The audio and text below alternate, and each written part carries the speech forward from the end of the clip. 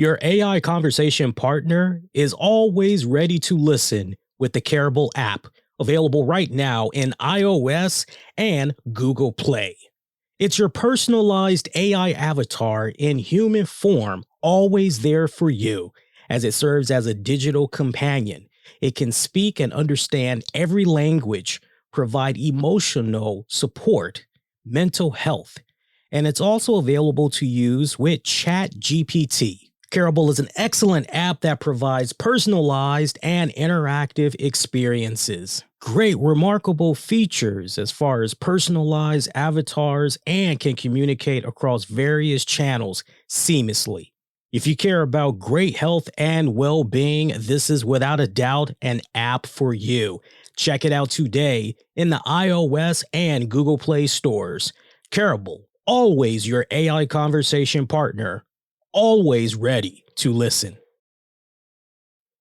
If you're ready to stop waiting for career opportunities and start creating them, you just got to check out the new book, Breaking Boundaries by author Robert D. Murphy, available on Amazon in paperback or Kindle. Check it out today, as the book will help you learn how to command a higher salary and maximize your earning potential.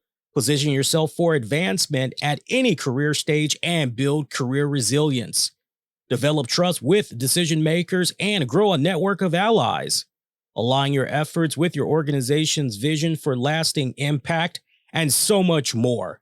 Check out the new book, Breaking Boundaries, by author Robert D. Murphy. It's available on his website at breakingboundaries-book.com, or you can pick it up on Amazon, available in paperback or Kindle. Pick your copy up today of Breaking Boundaries, the new book by Robert D. Murphy. If you love to read, you have to check out myfavereads.com. It's an American-based company that focuses on original novels written by authors from all over the world. And what's really cool about these guys is they give you the ability to comment on chapters and paragraphs as a way to communicate with other readers and authors, all within the app. My Fave Reads cares about quality over quantity, as every book you'll find through them passed reviews by their content team to ensure your money is well spent. This is one club you'll be glad you joined. Check them out today by visiting myfavereads.com, and be sure to download their app on iOS and Android by searching My Fave Reads. My Fave Reads, where your next reading adventure awaits. Where my homies at? Here we are. The RCWR Show with Lee Sanders. Hey fam, what is going on? Covering the latest in wrestling, entertainment, and beyond since 2011. You guys are checking out an all-new The RCWR Show for this January 20th, 2025. Happy Monday to you all. Hope your week is going off to a great start. Just coming out of a very busy weekend, and depending on where you're living, we got hit with another round of snow. I know out here in the DC metropolitan region, most areas got hit with about 2 to about 4 inches of snow, while some were lucky enough to just get a dusting. So yeah, I know for us over here, we got about, I would say, 3 inches at most. But I tell you what, my neighborhood really did good with the snow this go round, because when they heard that, hey, it's only going to be maybe about 3 inches possibly, but it snowed for about 5, maybe 6 hours. A lot of residents in my neighborhood came on now with, many of them had brooms, and they were just sweeping the sidewalks, sweeping the driveways, and that pretty much was it. That's the easiest way to do it. But we are dealing with some significant refreeze right now. You would have thought that the refreeze would have been some type of an issue late last night, going into this morning. But I just saw a couple of email notifications let me know that there was going to be some school delays by an hour or two in many counties. So kind of weird what's going on over here. Of course, it is Martin Luther King Jr. Day. And it's always interesting when it comes to this holiday because every time it comes around where we celebrate the life and legacy of Dr. King, I'm always learning something new about the man. And I am a history buff, especially when it comes to Black history. So it's always cool to learn something new. Just weird. The hell was that? I'm hearing a little bit of some noise going on in the back room. I don't know what's going on with that. But anyway, yeah, I'm always learning something new. Of course, also today was Inauguration Day of our new president. I'm not going to talk about the stuff that's gone down today as far as executive orders that was signed, things of that nature. You want to know what I think about everything that went down with today and the inauguration. Tune in this weekend. Me and Tams, we're going to join forces, and we're definitely going to be dropping a new episode of Wrestling with the Topics. We've been a little bit slow getting together to do the shows again because I'm doing something and then last minute she gets pulled doing something else. But if everything holds up, it's about 90%. I'm pretty sure we're going to be able to sit down and do something for you guys this week. Let me know what you thought about tonight's WWE RAW. Got a poll up on YouTube.com/the RCWR show. Click on the communities tab and vote that way. You can also cast your vote on Twitter, twitter.com/the RCWR show, or it's now known as X. You can definitely hit me up over there. Look, a bit of average episode when it's all said and done.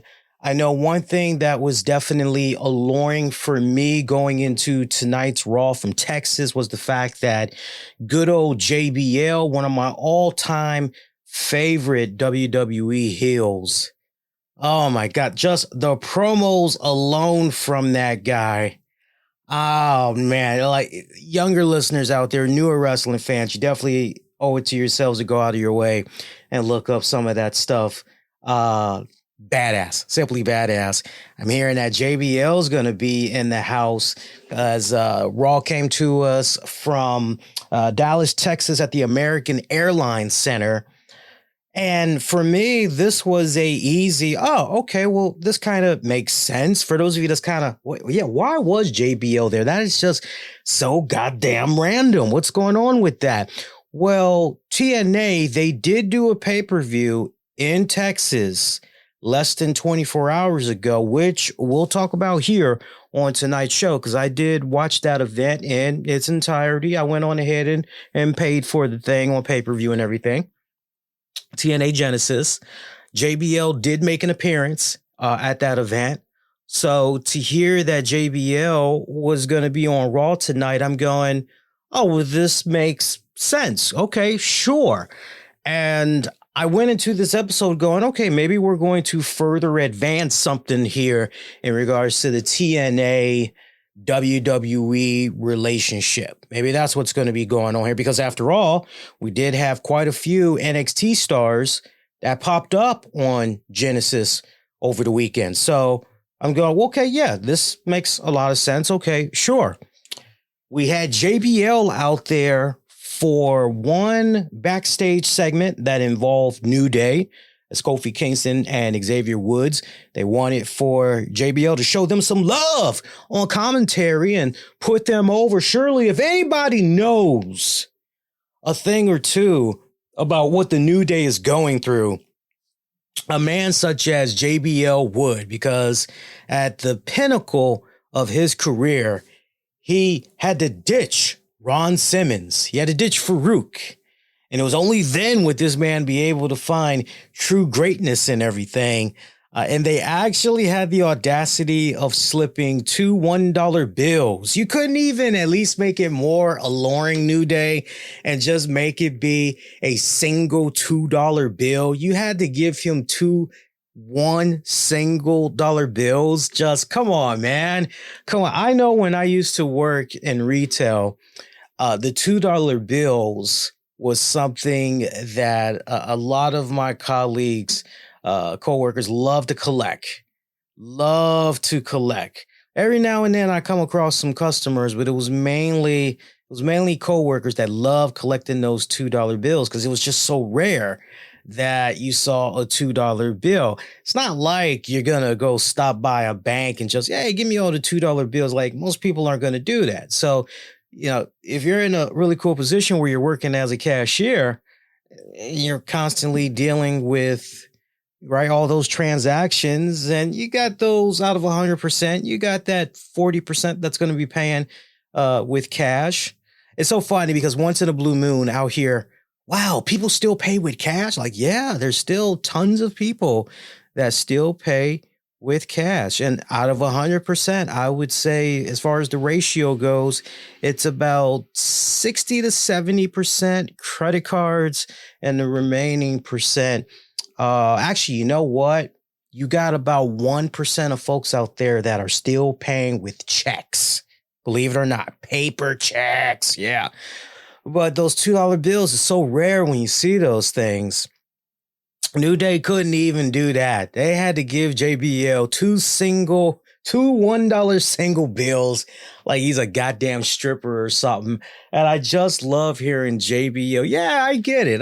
Yeah, hearing all the stuff about Big E, how he's so charismatic, big, strong bull of a man, those muscles. Yeah, I get where you guys are coming from. Yeah, New Day rocks. They're chanting because of him. And so obviously JBL was not showing them any kind of love as they walked away. So that was one segment involving JBL. I thought there was going to be many more segments, but no, we got JBL to come on out there on commentary for a match that involved Kofi Kingston. Looking in the show notes here for tonight, it was Kofi Kingston taking on Rey Mysterio. And JBL was on commentary for that match. It was hilarious hearing Kofi and Xavier come out demanding that JBL give them back their $2. I died with laughter hearing that. Like, wow, all the money that you guys make, and you have that. It was just funny. It was just funny how they were tripping over their $2. JBL did very good on commentary for the one match that he was presented for, by the way. But that pretty much was it. It was just, okay, and he's gone. So I know a lot of people are probably looking at that, especially veteran wrestling fans. Wait a minute, that's it? Like, there was nothing else, nothing. And you were hoping that maybe something was going to transpire during the night involving JBL, particularly, something in regards, because we know he's been all over the place on the indies and everything, and he was just at TNA Genesis. Okay, maybe he's going to declare himself for the Royal Rumble or something of that magnitude. No, nothing whatsoever. So, a head-scratching moment right there. Why was JBL truly there? What was going on there? Look, what I suspect probably was going down with JBL is as follows. A couple of things. One, I think that since WWE was coming out there, JBL wasn't that far away because, if I'm not mistaken, I believe one of his homes is in Texas. Because if I remember right, he has multiple homes in the U.S. I think one of his homes is in the Texas area. But thinking about that TNA Genesis pay-per-view, right, still probably most likely in the area. Then the other thing that comes into my mind as well, I wouldn't be shocked to hear by wrestling news media outlets that JBL was also there for WWE because they were filming something new, maybe a new special, a new documentary, and JBL was there to take part in it. I do believe that could have been a case as well. Something else I think possibly could have factored in as well, because I know there's going to be some people that's going to look at JBL and they're probably going to say, well, wait a minute here.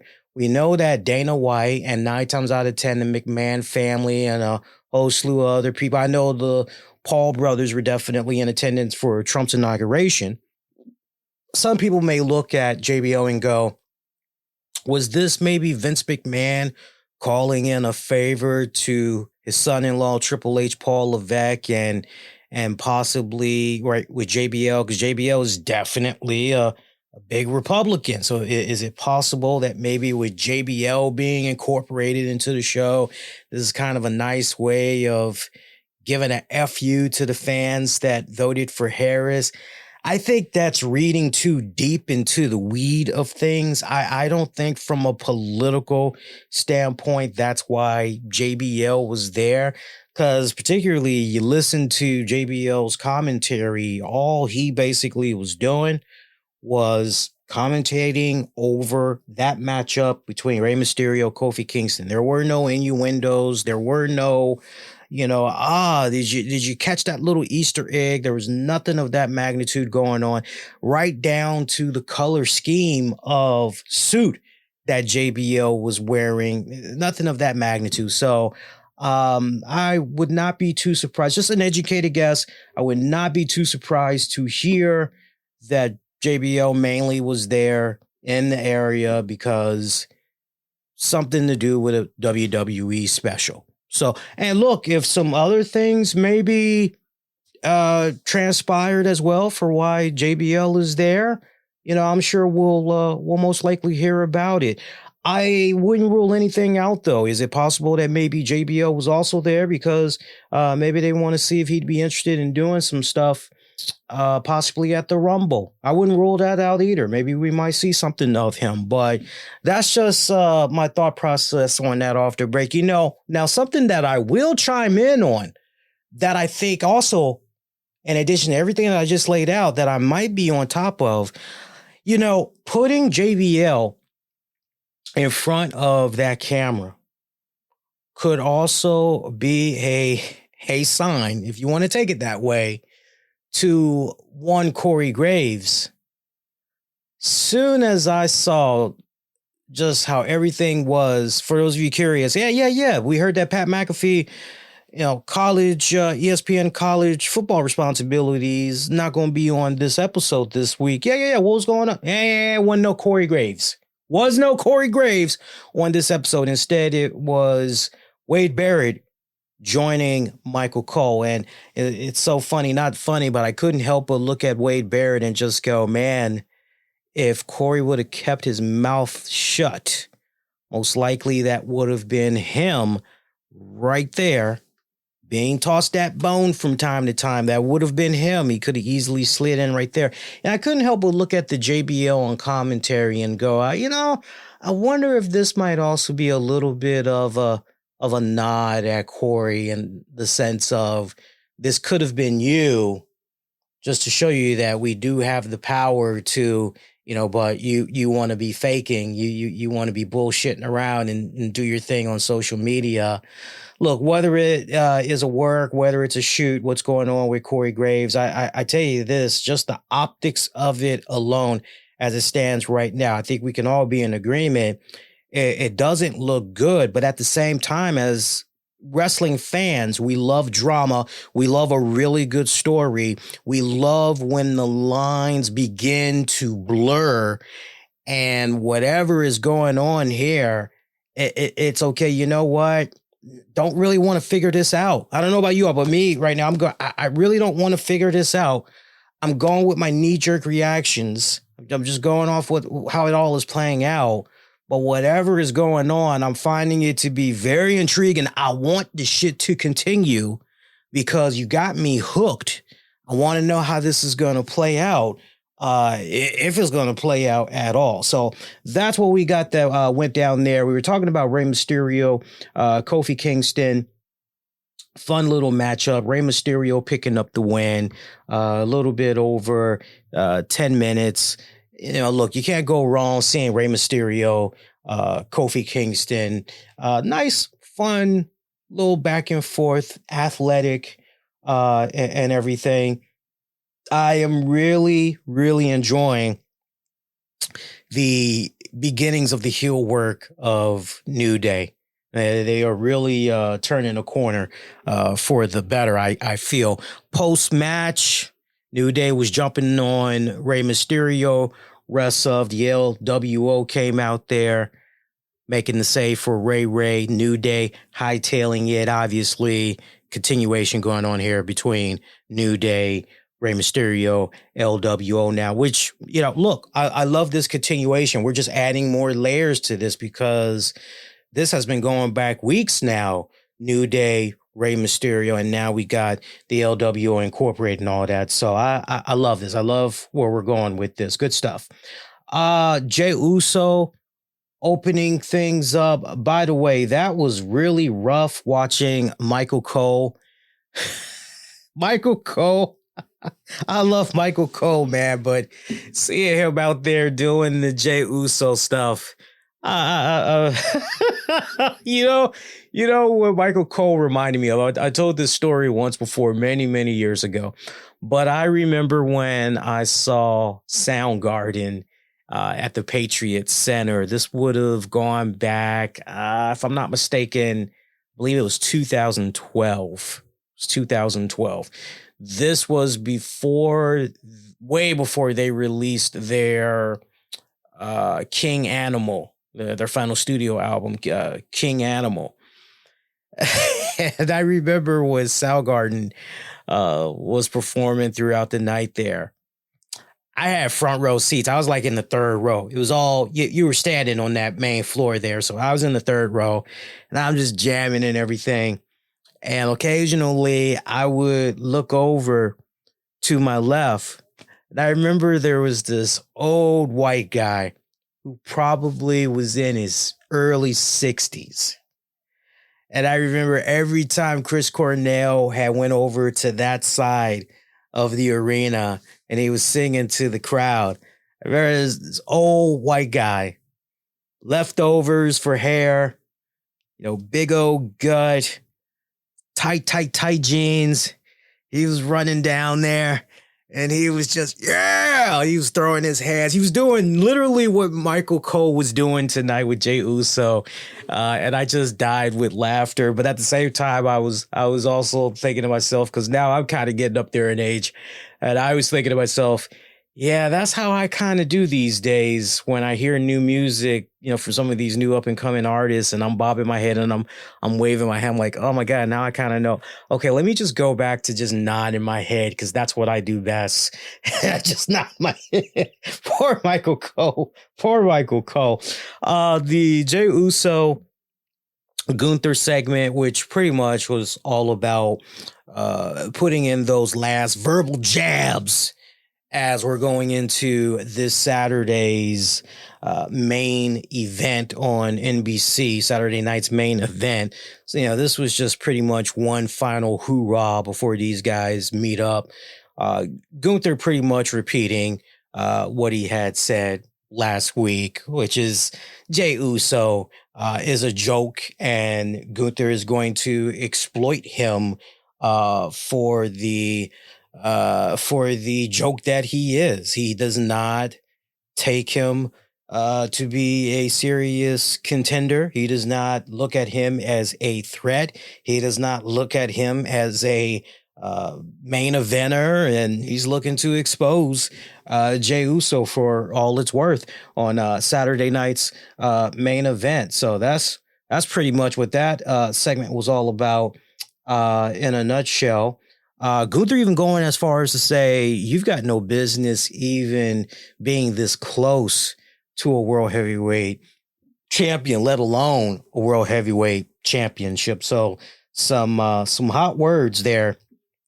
And of course, Jey Uso coming right back. Yeah, it's funny too, because I think at one point, if I remember right, fam, let me know. But if I remember right, GUNTHER even said something along the lines of, I think Jimmy is maybe the one that is more, or he says something like, I can't get you. I can't tell the difference between you and Jimmy, right? As far as like their irrelevancy and all that. So I thought that was kind of interesting what was going on there. I thought Jey Uso did pretty good with the limited mic time that he had here. Wasn't quite as good as his delivery from last week, but it was still a solid effort nonetheless. I thought Gunther this go round a little bit shaky on the microphone compared to last week, but still rather decent either way.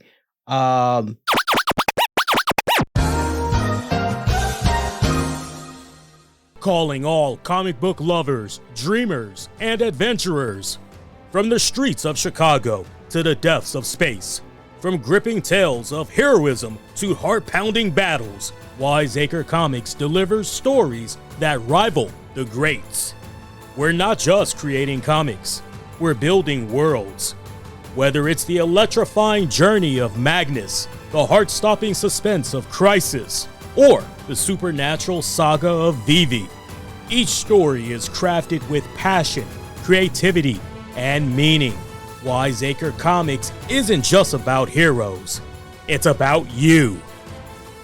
As an indie black-owned publisher, we're fighting to bring marginalized characters and fresh, bold stories to life, because everyone deserves to see themselves in a story that inspires. Ready to take your imagination to the next level? Visit wiseacre.us today. Get exclusive comics, special editions, and even be a part of the adventure. Don't miss Magnus, perfect for the young comic fan in your life. Wiseacre Comics, great stories and universes you won't forget. Start your journey now at www.wiseacre.us.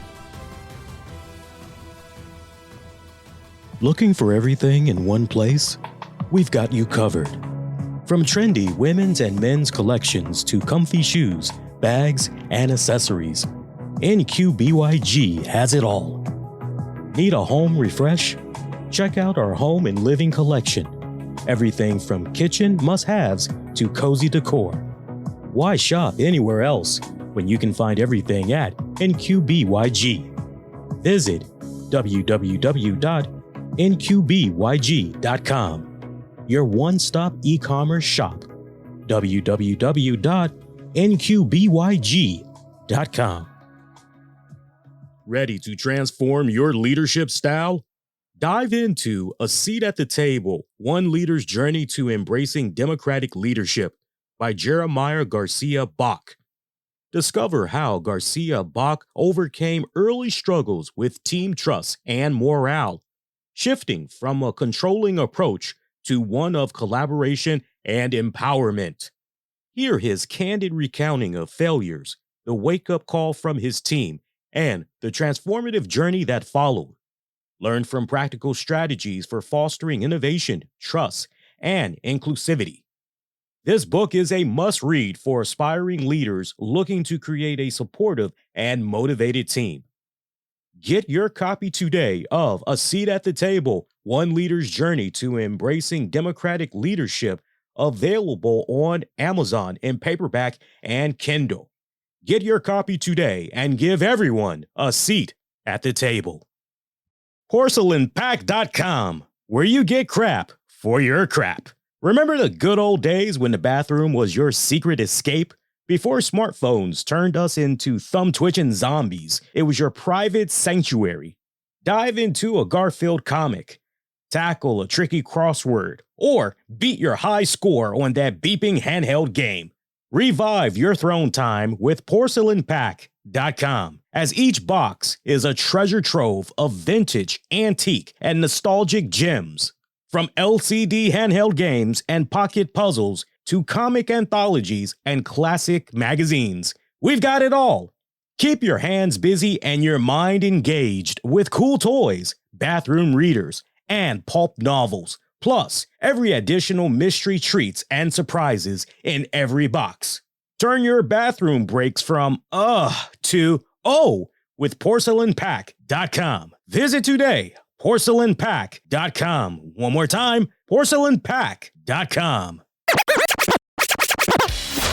And now, Back to the great talk of wrestling, entertainment, and beyond. Since 2011, you're listening to the RCWR Show with Lee Sanders.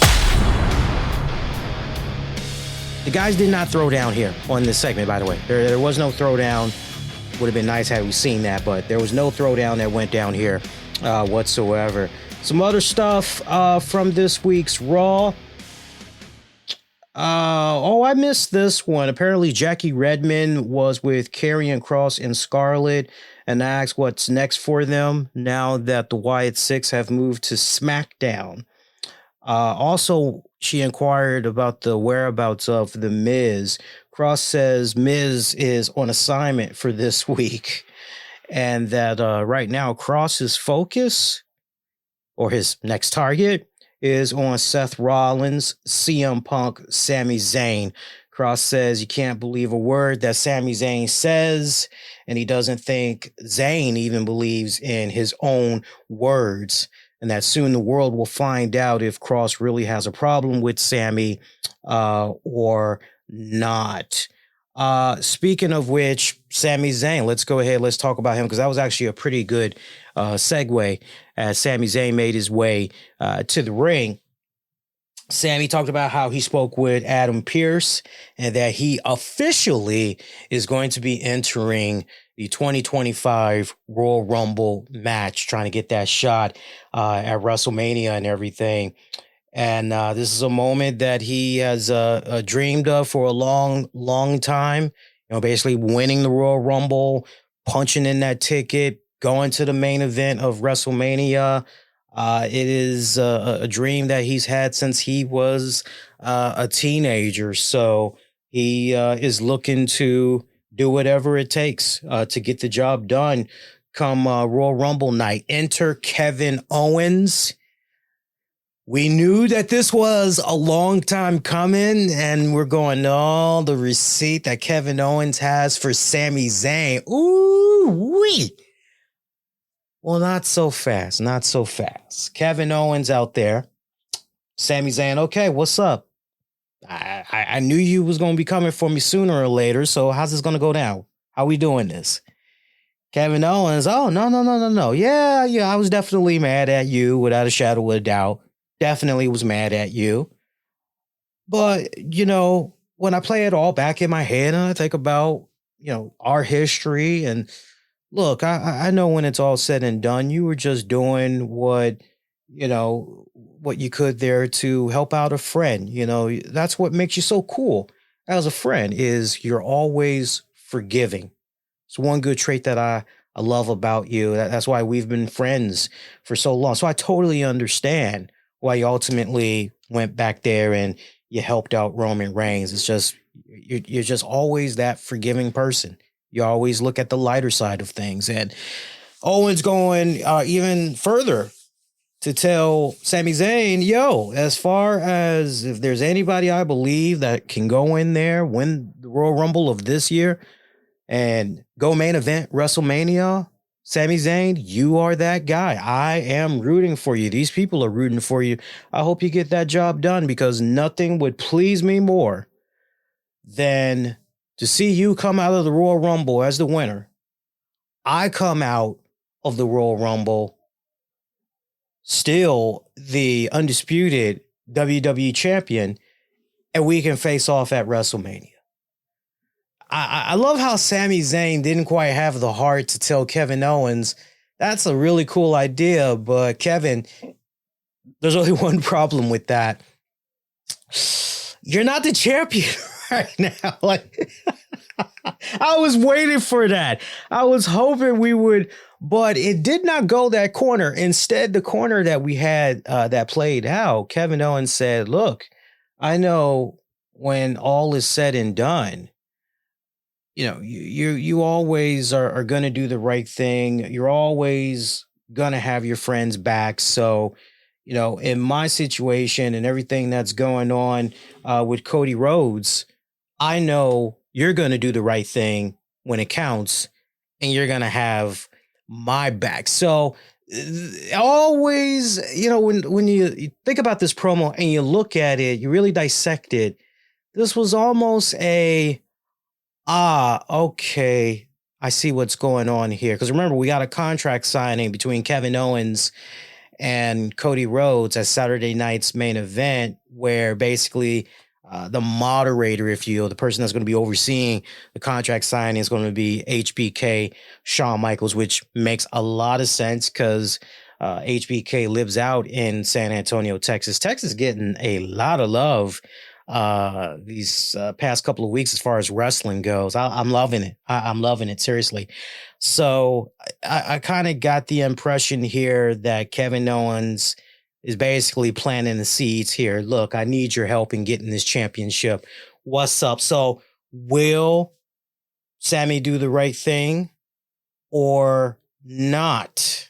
That is the question here. So kind of a nice little fun development there to be continued.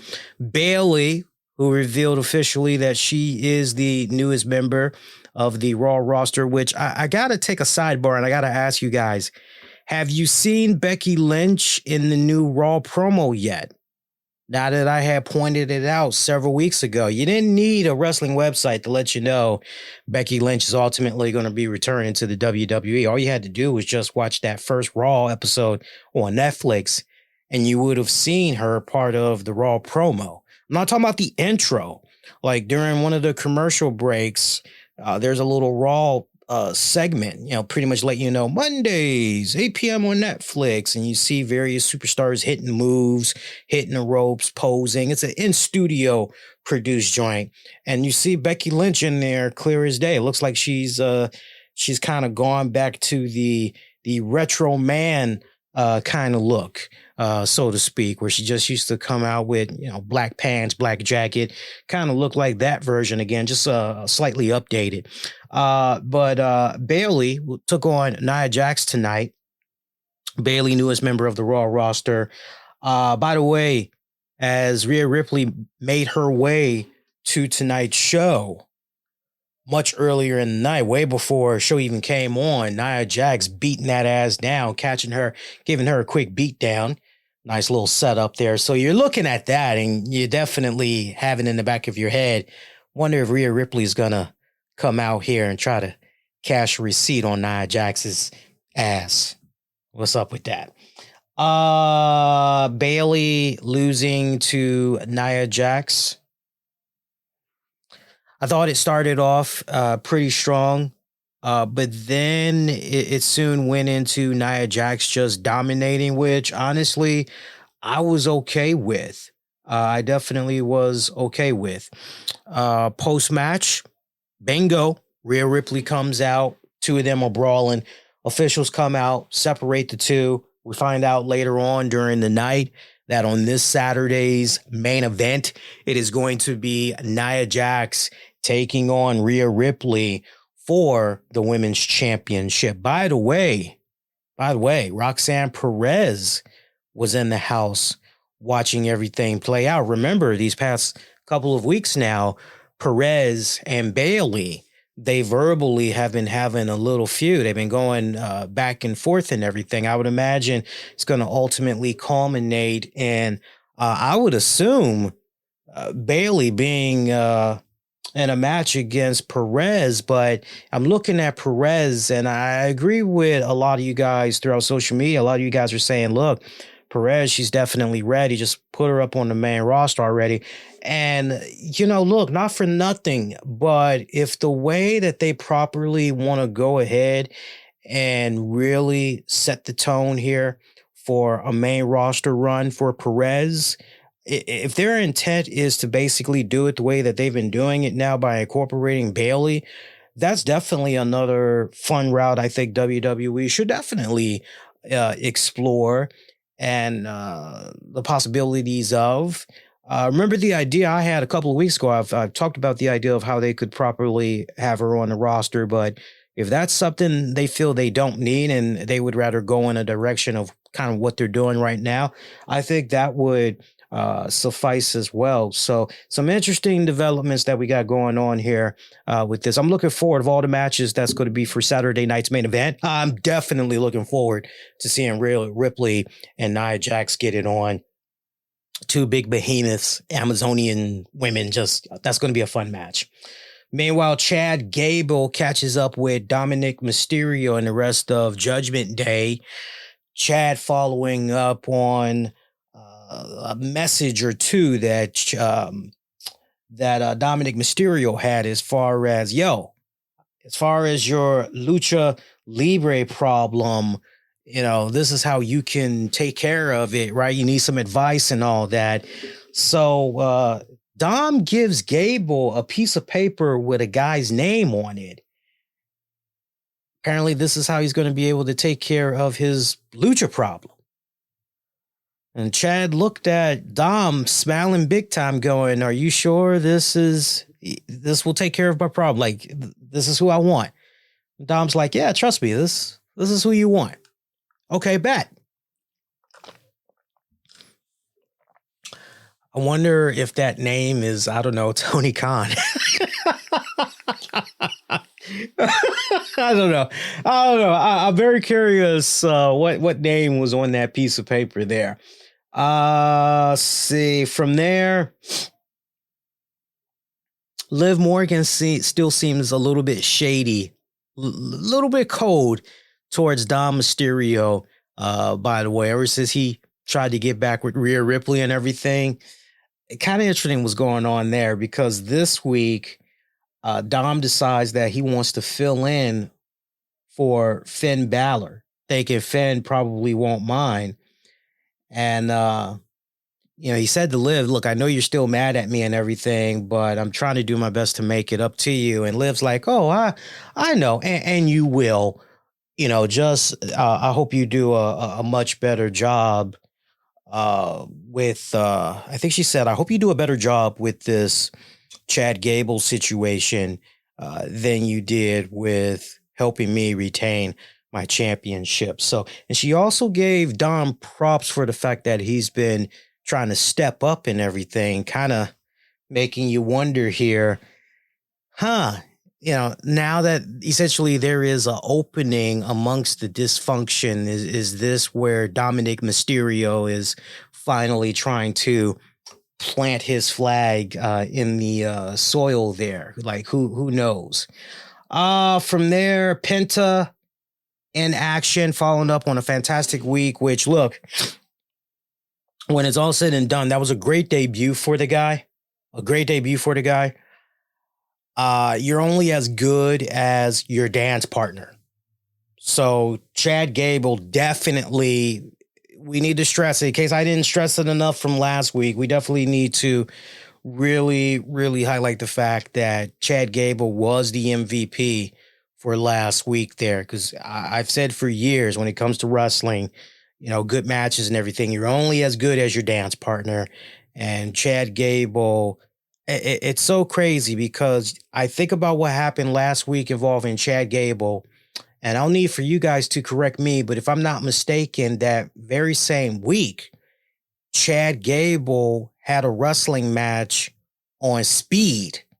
And I'm just going, wow, this guy is just, and I'm just looking at this going, well, I hope there's a payoff here coming for Chad Gable. I really hope that 2025 is going to be that year for him and everything. Penta continuing building up from what he did last week and picking up a win over Pete Dunne. So two really back-to-back solid performances by Penta. Good stuff. Love the way that they booked him here against Pete Dunne. And what was the most coolest thing about this match against Pete Dunne? Drastically different from what we saw in Penta's debut last week. Obviously, two very diverse talents in the ring in Chad Gable and Pete Dunne. Chad, definitely a technical wizard. Dunne, more of a brawler than technical. And it was interesting to just see how diverse and how fluid these two matches have been now with Penta. I got to say, I was really, really taken back by that. Great crowd that Penta performed in front of, too. I think it's really been smart how WWE has been capitalizing the utilization of Penta here, right? Because think about it for a second. You're in Los Angeles, California, where you got a lot of Latinos. You follow that up with Texas.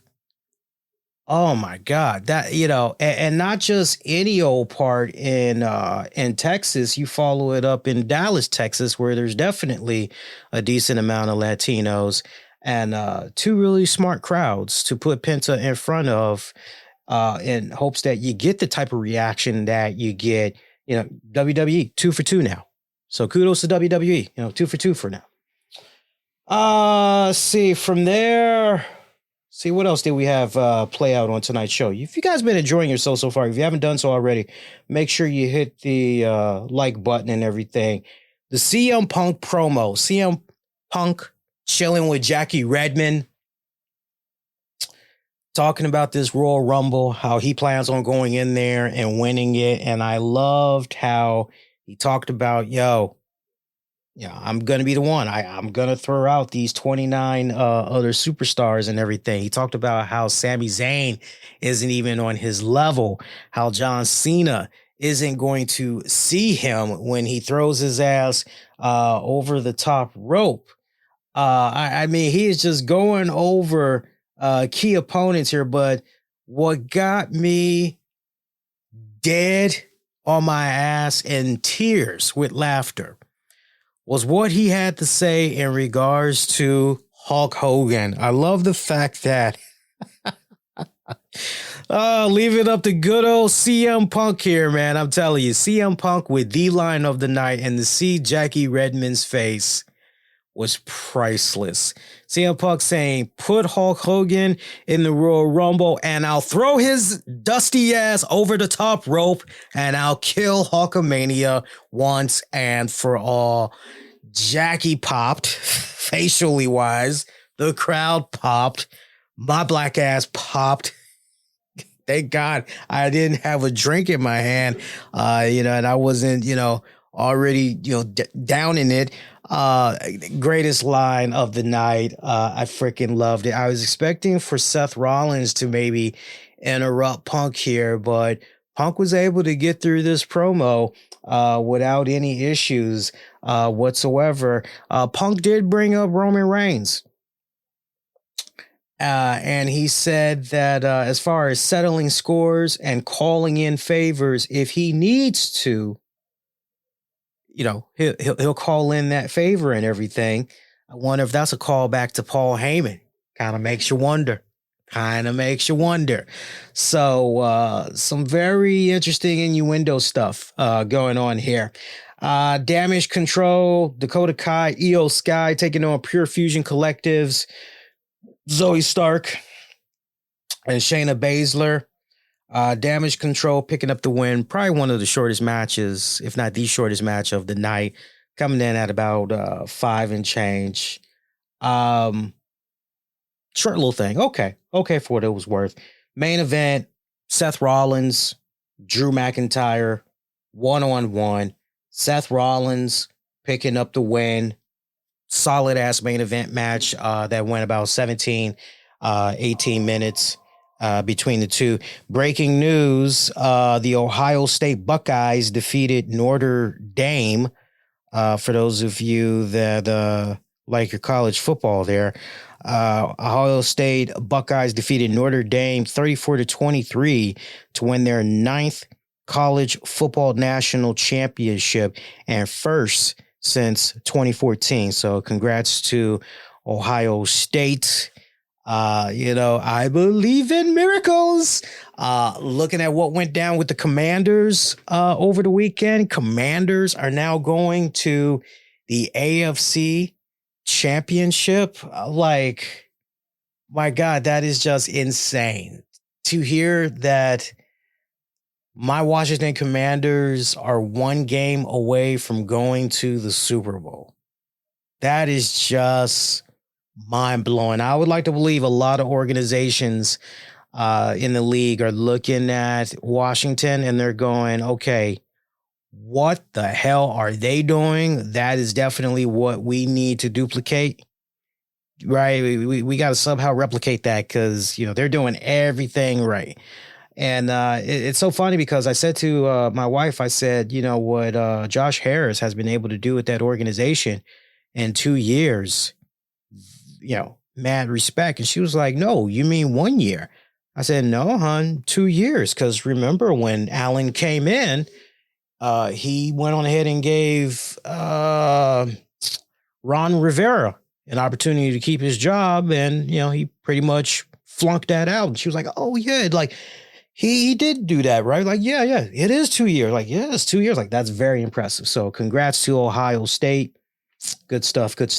But yeah, fantastic main event match between Seth Rollins and Drew McIntyre. Interesting. I appreciate the fact that we didn't go necessarily with a clean finish here.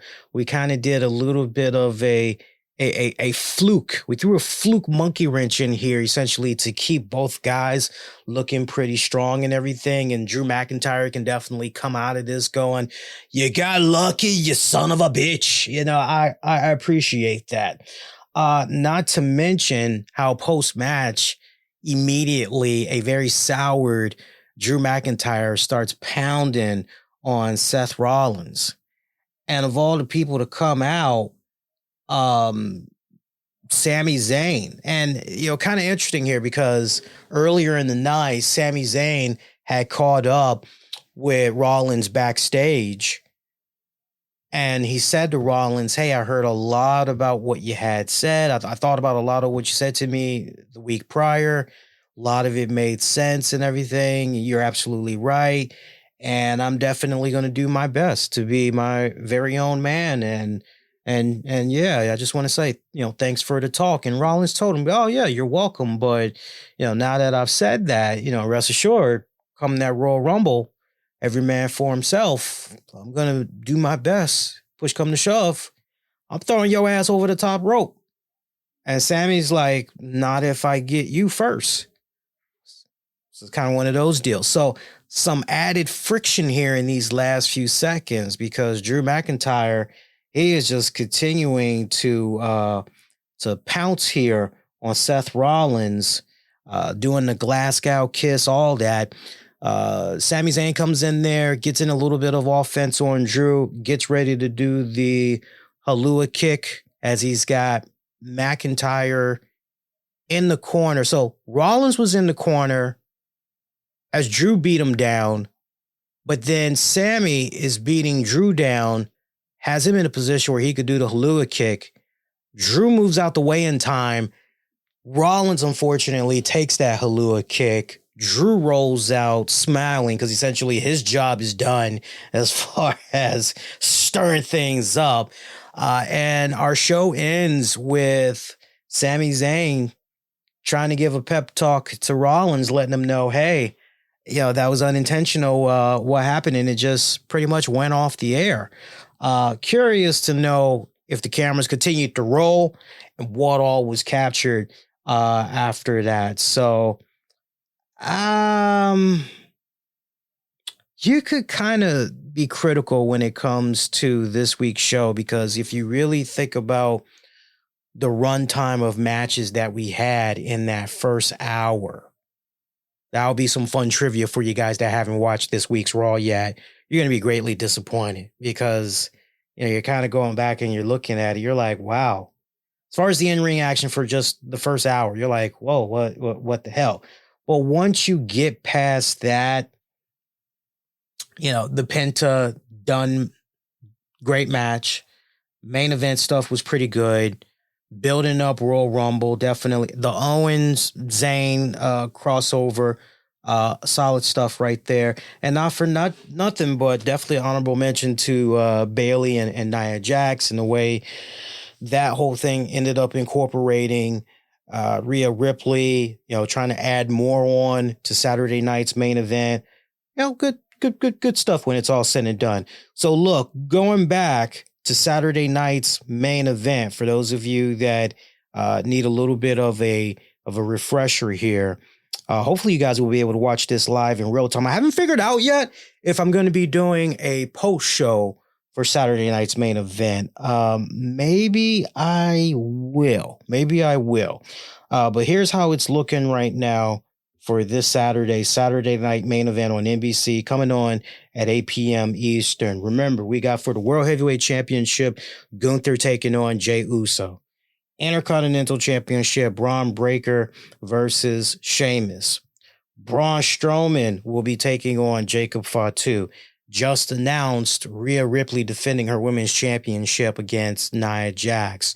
Also, we've got a contract signing for the undisputed World Heavyweight Championship match at the Royal Rumble between Kevin Owens and Cody Rhodes. So a very solid card that we got for Saturday night's main event. Looking forward to it. I can't wait to see if the Hulkster is going to be incorporated there, because we saw these past couple of weeks now, they've spliced in Hulk Hogan promoting that event and everything. I can't help but wonder if he's somehow going to be incorporated there. And if so, are they going to run with some type of a pre-produced segment, or they're just going to abandon Hogan altogether? Can't wait to see how all that comes about. I'm just laughing at what CM Punk had said about the Hulkster tonight. That was just, I loved it. I ate that up. Put that as my new ringtone. That's how much I love that. Now, as far as what you guys had thought about this week's WWE Raw, I am looking at the poll on YouTube. YouTube.com/the RCWR show. Early votes coming in right now. It's a tie at 50%. Half of you felt it was an average show. The other half of you said it was an awesome show. Appreciate you guys. We're going to have a little bit of a better snapshot over on X, formerly known as Twitter. Right now, I'm seeing this is, we're all over the place on this poll. 11% of you all said it was a below average show. 22% of you said it was an average show. 23% of you said you didn't enjoy it, honestly. Meanwhile, top dog, 44% of you said it was an awesome show. Appreciate you guys. Cast your votes on that. Going back to the Hulkster, though, I had a really fun conversation with my wife over the weekend, and we were talking about the whole Hulk Hogan Real American Beer promotion that went down on that Raw Netflix premiere and everything. And I was telling her, I said, from a marketing standpoint, I just don't understand why WWE would put Hogan, how they did not have the foresight to, and before anybody, okay, we're rehashing, but this comes with a really fun twist. You guys will like this. Just hang with me. Like how, from a marketing standpoint, nobody had the foresight to, wait, this probably is not going to go well. And it makes you wonder if Triple H, maybe he knew possibly this was going to happen and he wanted to do it anyway because it would just tickle his fanny, right?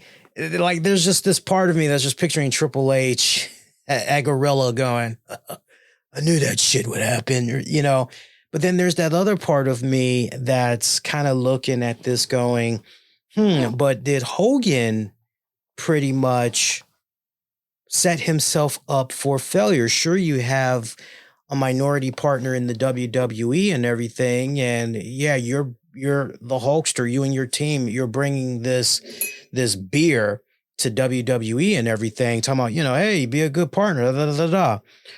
One thing that was just is the fact that, wow, how come it wasn't Stone Cold Steve Austin and his Broken Skull IPA? Like, that's amazing that they and WWE weren't able to. And right down to the point, you notice that ever since Triple H has taken over, like nothing with Stone Cold Steve Austin.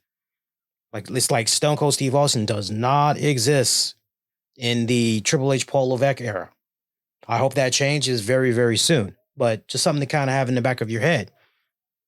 Let's keep talking about this Real American Beer stuff.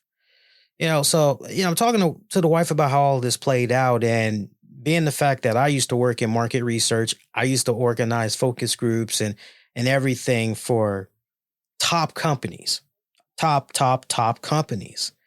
Microsoft, we used to stay doing stuff for Bethesda, the game publishing company, 2K. Hell, we even used to do stuff for EA Sports, even. So we back in the day, I used to work with a lot of firms, a lot of companies for focus groups and everything. I'm looking at this and I'm going, look, going forward, if you're WWE, you would be a fool to continue to have the Hulkster out there promoting that Real American Beer. Okay, maybe you want to try to protect the Hulkster and you want to do some pre-produced segments.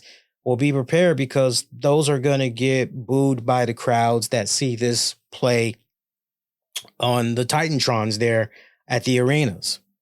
And that stuff is still going to make circulation on the internet and everything. So if you're WWE, what are you to do? And I proposed this really cool idea, which I thought, well, why didn't WWE think this way?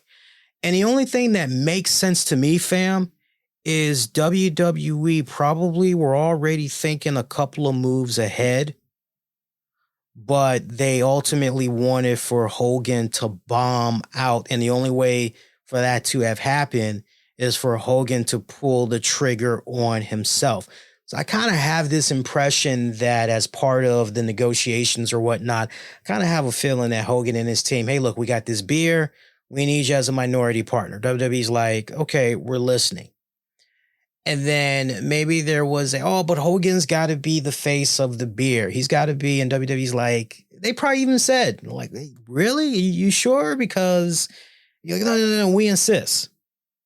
And I think it was just kind of one of those, okay, well, he's going to have to find out the hard way. And all right, now that we end up doing business, we're going to make sure that the cards are in our favor. And then that way going forward, once he bombs out, we'll then be able to execute our real plan, which I think is this. And I really hope I'm on to something, because this is, when I lay this to me, I think this would be a really good marketing idea. But you want to talk about Real American Beer. I think this will work wonders for WWE. But they definitely need to remove the Hulkster, his likeliness, his image. They're going to need to remove that from the beer. Now, who do you replace Hogan with? Who do you replace Hogan on the can with? Who do you replace Hogan with for these commercials? It's easy. Close your eyes, everybody. Can you just picture a Real American Beer commercial and you've got the American Dream, Cody Rhodes? Well, we're talking about the American Nightmare, Cody Rhodes. But thinking about the American Dream, Dusty Rhodes, how cool would that be, by the way, and my wife said this, I was like, shit, babe, that's a really good idea. She was like, do an alternate limited edition for Dusty. And I said to her, that's a damn good idea. I said, I'll see one and I'll raise you. What if WWE did limited edition cans of Real American Beer with certain WWE legends on them? And she's like, fuck yeah. I'm like, exactly. So just imagine the whole, reimagined marketing for this beer. You got Cody Rhodes do a limited edition can with Dusty. The American Badass, The Undertaker. I mean, come on, man. You don't really call yourself an American unless you're drinking Real American Beer. I mean, I can just see that like clear as day. You can obviously do a limited edition Undertaker can of beer. Olympic gold medalist Kurt Angle. You can definitely do something with Kurt Angle. Bill Goldberg, for sure. You can definitely do something with him. But I mean, we'd be here all night just going over key names, but you guys get the point. Like, you can even do something with Chad Gable.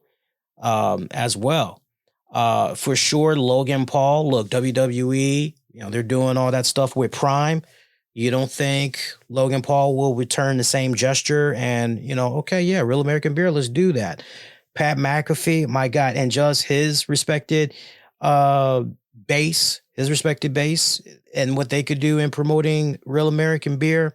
So at this point, the way for it to really be a success and turn a profit for the company, this is how they're going to have to reimagine, revisit Real American Beer. They've got to totally just shake the funk off of that is Terry Bollea, Hulk Hogan.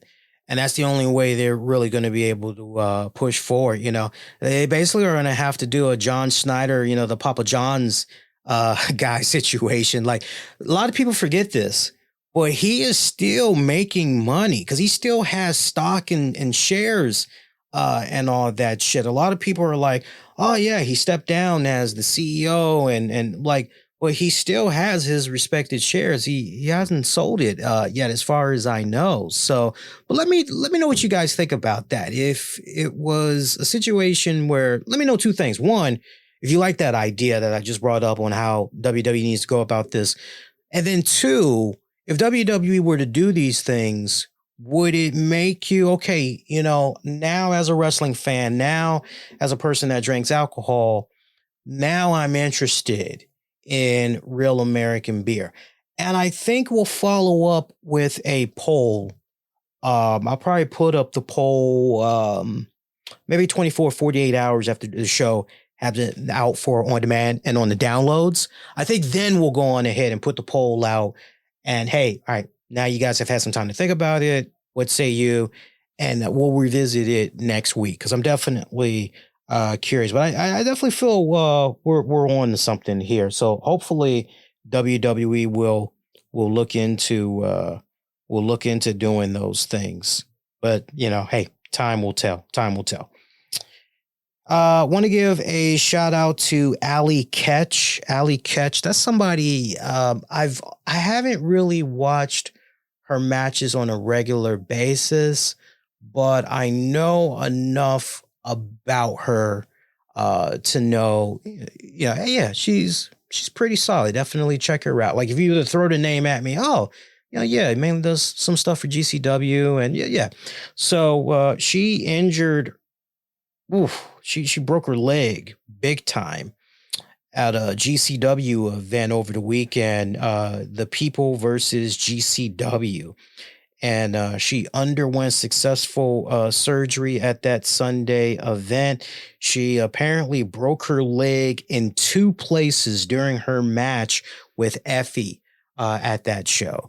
And there was a GoFundMe that was created. And as it stands right now, that we're here tonight, last I saw, they hit a little over $48,000. Their goal was $50,000. So definitely, I would say by the time we go to sleep and we wake up in the morning, the goal should be obtained. There's a new x-ray that's floating around that shows where that injury took place as far as the breakage. And it's just, I mean, literally what a tough break, no pun intended. Speedy recovery to Allie Katch. Also, it's been a good minute since we talked about the NWA promotion. You may find this interesting, especially if you were ever a fan of the wrestler Jax Dane, who we had talked about here several weeks ago, that died on Christmas Day last month. Complications of it's either a stroke or a heart attack that occurred. Well, tomorrow, so Tuesday, check this out. For the January 21st edition of NWA Power, they're going to be including the last filmed match of Jax Dane. And Jax Dane, multi-time NWA champion, World Heavyweight Champion for the respected promotion. NWA Chief Operating Officer Joe Galli said in part, "This will be an emotional broadcast for everyone viewing." He would go on to say that Jax Dane was such a cornerstone of the National Wrestling Alliance, truly a beloved figure among fans and in the locker room. This episode of NWA Power is going to hit differently for us all. It is an opportunity to come together and celebrate Jax's career and last on-camera appearance with the National Wrestling Alliance. And there was a press release kind of highlighting some of the stuff that's going to be happening on this episode. In its original context, Tuesday's outing was a high-stakes tag match with potential future title implications. Dane and partner Baron Von Storm face reigning NWA champion Mims and Black G's. Now, however, the matches take a new meaning. It stands as a reminder of just how beloved Dane was and the special bond he shared with partner Storm. He was my brother, said Storm at the time of the Grappler's passing. We had over 100 matches together and against each other, shared the man who defeated Dane for the 10 pounds of gold just prior to the launch of the Lightning One era. I've never been hit harder by any opponent. The Dane Storm tag match is the only one of 5 big matches on this week's edition of NWA Power. We're also going to be seeing the NWA World Heavyweight Champion Tom Latimer in a non-title match. Also on the broadcast, Colby Corino and Joe Ocasio face Magic, Duke DeMaz, and the Max Zion. And the 2024 Crockett Cup winner, Kerry Morton of the Southern Six in singles action. EC3 will also be in the house. Also, there's a hard-hitting women's match joint going on between Natalia Markova and Lo Prancia Tiffany Neves as they continue their rivalry in the main event. So make sure you check that out. That should be streaming on their YouTube channel and all the usual outlets that you guys are able to usually watch NWA. Let's talk about TNA Genesis. I was able to watch that event in its entirety. I gotta say, I enjoyed the card overall, you know, with the partnership expansion between TNA and WWE. Hearing about this Genesis card, I said, well, you know what? It's going to be live and anything can happen as far as NXT talent showing up. And then not to mention the card looks pretty solid. You know what? I think I'm going to go on ahead, you know, and check this out. And overall, I would definitely say TNA put on one hell of an event that honestly, let me put it to you this way. I'm going to break it down a couple of ways. If you are that wrestling fan that maybe slept on TNA for a while, I would say to you guys, look, if your only issue with TNA was being able to access it on a regular basis, if you have the income, maybe going out of your way to get a TNA Plus monthly subscription so you can watch episodes of Impact. Okay, go ahead and do that. I would say it's definitely worth the money because the few times I have been able to poke my head throughout 2024, I've always liked what I've seen.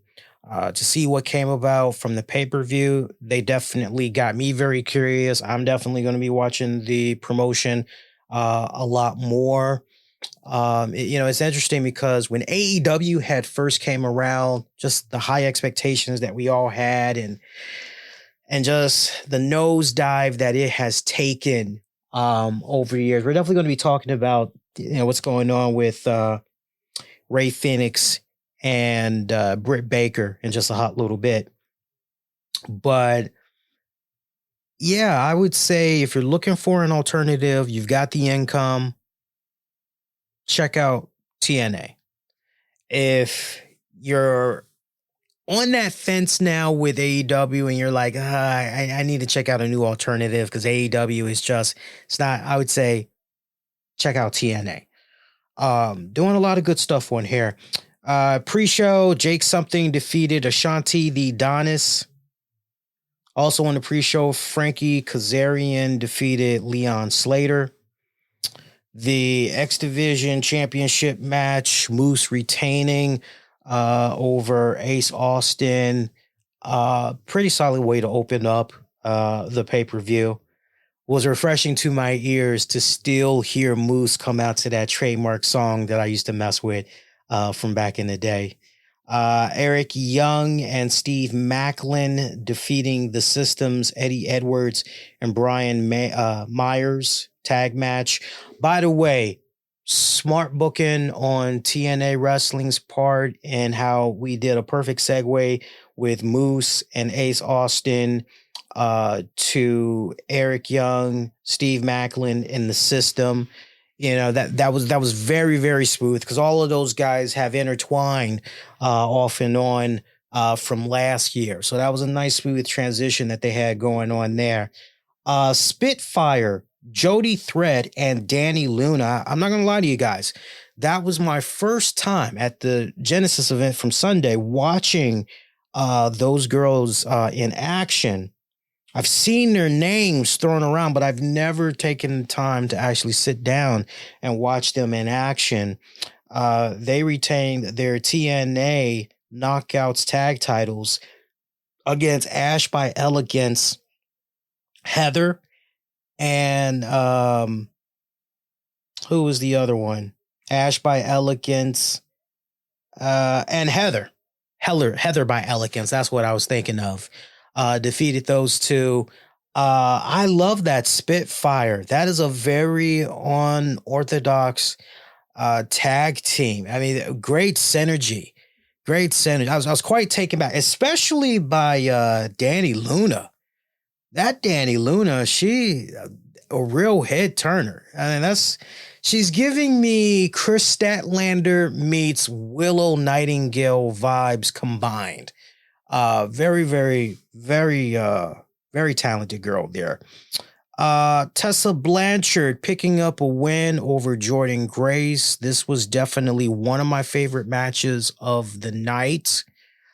Besides Spitfire, really seeing Spitfire, just the way they were. I didn't care so much about the Elegance girls, but just Spitfire, definitely. But where I finally was like, okay, I'm awake. Jordynne Grace, Tessa Blanchard, although I must say, and I shared this on my Facebook page, I got a kick out of hearing the crowd at one point yell at Tessa Blanchard, she's a racist. She's a racist. I popped real hard hearing that. Tessa Blanchard, look, she still has it. Man, that girl has gotten so damn small. She has gotten much smaller. And she's already a small girl as it is, right? But she's not as muscular anymore. That's essentially what I'm saying. How you maybe remember her last, she's not of that build anymore. Remember, she used to have the shoulders and none of that. So it's a very petite build now. I can remember a time where, you know, this isn't me being disgusting or anything. I'm just being totally honest. I remember a time when Tessa Blanchard used to palau. You know, she had a little something going on in the back. Flat as a pancake now. I mean, she has gotten very, very small. But the way she moves is still, and when you're looking at her in this match against Jordynne Grace, you see some of the new things that she picked up while she was over down in Mexico, you know, working with a few Spanish promotions and everything. You know, it's not an alarm because I don't want people going, damn, you know, is she anorexic? Like, no, not by any stretch whatsoever. She just looks like, okay, I'm going to stop putting on muscle mass. I'm gonna focus more on cardio instead. That's how it looks. I'm quite sure if you were to see her build, you would go, yeah, that is pretty small. I need her to stop right there. Like, she don't need to get any more smaller. She needs to stop right there. But a good match Tessa Blanchard had there with Jordynne Grace. Probably one of the funniest things that came from out of that match is the fact that Tessa Blanchard was struggling big time with the turnbuckle. She was trying so hard to rip the turnbuckle padding off of the middle section of a corner. And you got the referee seeing what's going on, clear as day. And the referee's like, hey, what are you doing? Stop that. Leave that alone. And Tessa Blanchard is just, she's just, and she's just trying, and it's not budging. It was not budging. And then several minutes later, she's back in that same corner. And she's like, okay, well, the middle section didn't work. Let me try I don't know, it was the top or the bottom. She's like, let me try this one. And she's just rah, rah, rah, rah, rah, rah. And that's not budging. Some of the hilarious shit. The third time, she went back, because it's like now several minutes later, she goes back, she tries, I don't know if it was the middle turnbuckle, but she goes back one more time and she's like, God damn it, you're going to come off, motherfucker. And she finally gets it off. Like, okay, now we're cooking. Now I guess we're going to, because as I saw this the first go round, I'm thinking, okay, this is somehow going to be incorporated in the finish.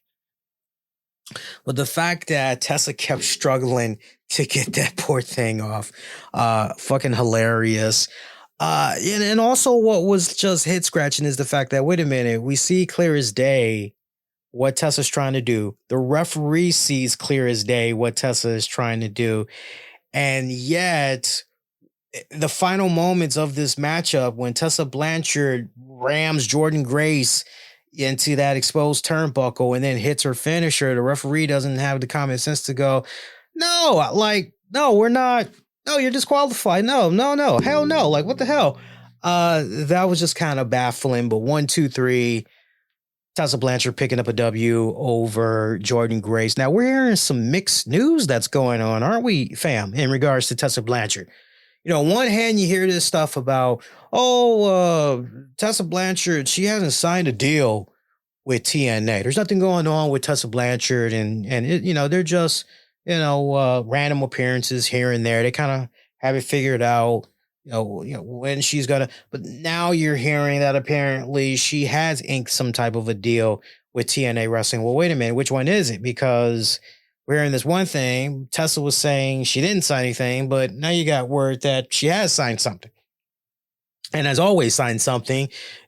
She obviously is saying something entirely different. Like, what's going on here? I don't know. One thing I do know is way it looks, Jordynne Grace, what is fact, she got a standing ovation by her peers and all of that. She got a nice proper send-off. Safe to say we're going to be seeing her start up in WWE very shortly. I'm very excited for her. I can't wait to see her officially on the main roster. I would imagine we're going to be seeing her debut at the Royal Rumble, right? I mean, that is just a foregone conclusion. Tessa Blanchard, I just can't help but think about her and think about whether or not she truly is going to be successful this go round. And just seeing how that crowd was responding to her all throughout that match against Grace, it's a tough hill to climb. I think this is a situation that could be very similar to the Hulkster. I think this is a situation where, the fans are like, okay, Tessa Blanchard may be talented, but, with all the stuff that we as fans know about her, it's really hard for us to put her past transgressions, her past mistakes to the side and, try to look at her in a new light, and I think that's mainly because, when you have a situation where, hey, you're part of the problem, so what are you doing to create healthy dialogue and how we all should treat our fellow man and woman, right? If you're not part of the solution, you're part of the problem. And I think the fact that there were so many lies that she put out there rather than take the self-accountability early on. And then, on top of that, a lot of people keep saying, oh, this is Tessa Blanchard's second redemption tour. She's seeking redemption for the second time. And I'm going, if you're counting how many times she's fucked up in the wrestling industry, no. She burned TNA. She fucked that up. Then she went over to Women of Wrestling. And she royally, fucked that up.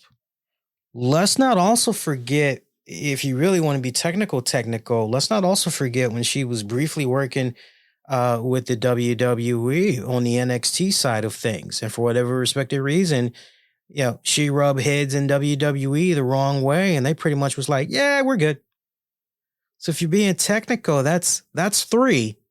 But, I'll be that Professor Sanders and I'll kind of ignore the NXT days. So we're looking at 2. So if you're being technical, it's like, okay, this is her 3rd. But if you're going to count NXT, you're like, this is her 4th time here. Well, maybe that 4th time be the charm. It's until she really opens up and is really sincere. Until, and here's the thing. I love these people that get these opportunities to interview people like Tessa Blanchard, but we got these motherfuckers that are more interested in getting themselves over, getting their podcasts and all that over. Nobody's saying you got to be Geraldo Rivera or, whatever. I don't know who else is current right now. That's Anderson Cooper, right? Nobody's saying you got to go the Anderson Cooper route and ask hard-hitting questions and shit. But like, you should be able to not play footsie with a motherfucker and just, okay, so XYZ. And I don't know, maybe at this point, a guy like Chris Van Vliet, maybe a guy like him can really get to the heart of the matter in regards to Tessa Blanchard. But I think until there is that definitive interview where society as a whole can truly judge for themselves in regards to Tessa Blanchard. And then, not just take her words at face value, but pay more attention to her actions going forward. And I think that's mainly the main reason why that a lot of fans are still pretty salty about Tessa Blanchard is because, okay, we got you, but what's that next move? Because it's that next important move that's going to tell us all that we need to know. I found myself over the weekend, I was watching on YouTube David Letterman clips. I was just feeling nostalgia. And one clip I had checked out particularly was when David Letterman addressed his blackmail situation. Shout out to you older fans that remember. But yeah, there's this episode of Late Night with David Letterman. And he talked about how he was getting blackmailed by this person that was aware of like all these heinous, despicable things that he was doing. And one of the things that David Letterman was doing, he was sleeping around with different women that was part of his late night show staff. Now, anybody would go, so what's the big deal? Well, he was married at the time. So he was cheating on his wife. And this guy was trying to extort David Letterman for like $2 million. And he's telling him, look, I have enough material here. I will make a tell-all book. I'll make a movie. And David Letterman telling the audience, telling America at home what all was going on here, while at the same time taking self-accountability and all that.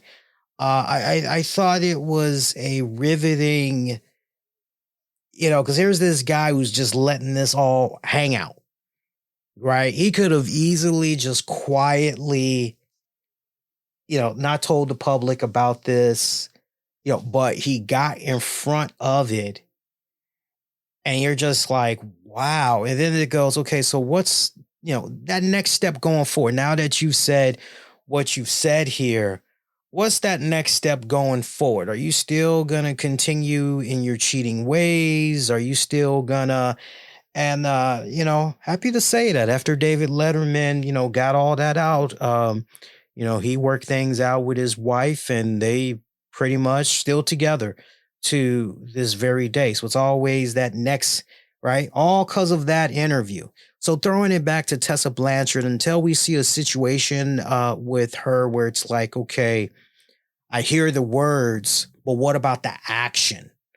I think until we as wrestling fans see that action following up behind the words, she's going to continue to get the reactions that she's getting. So, and if those type of reactions that we just talked about continue on, I don't think WWE wants to have any part of, no.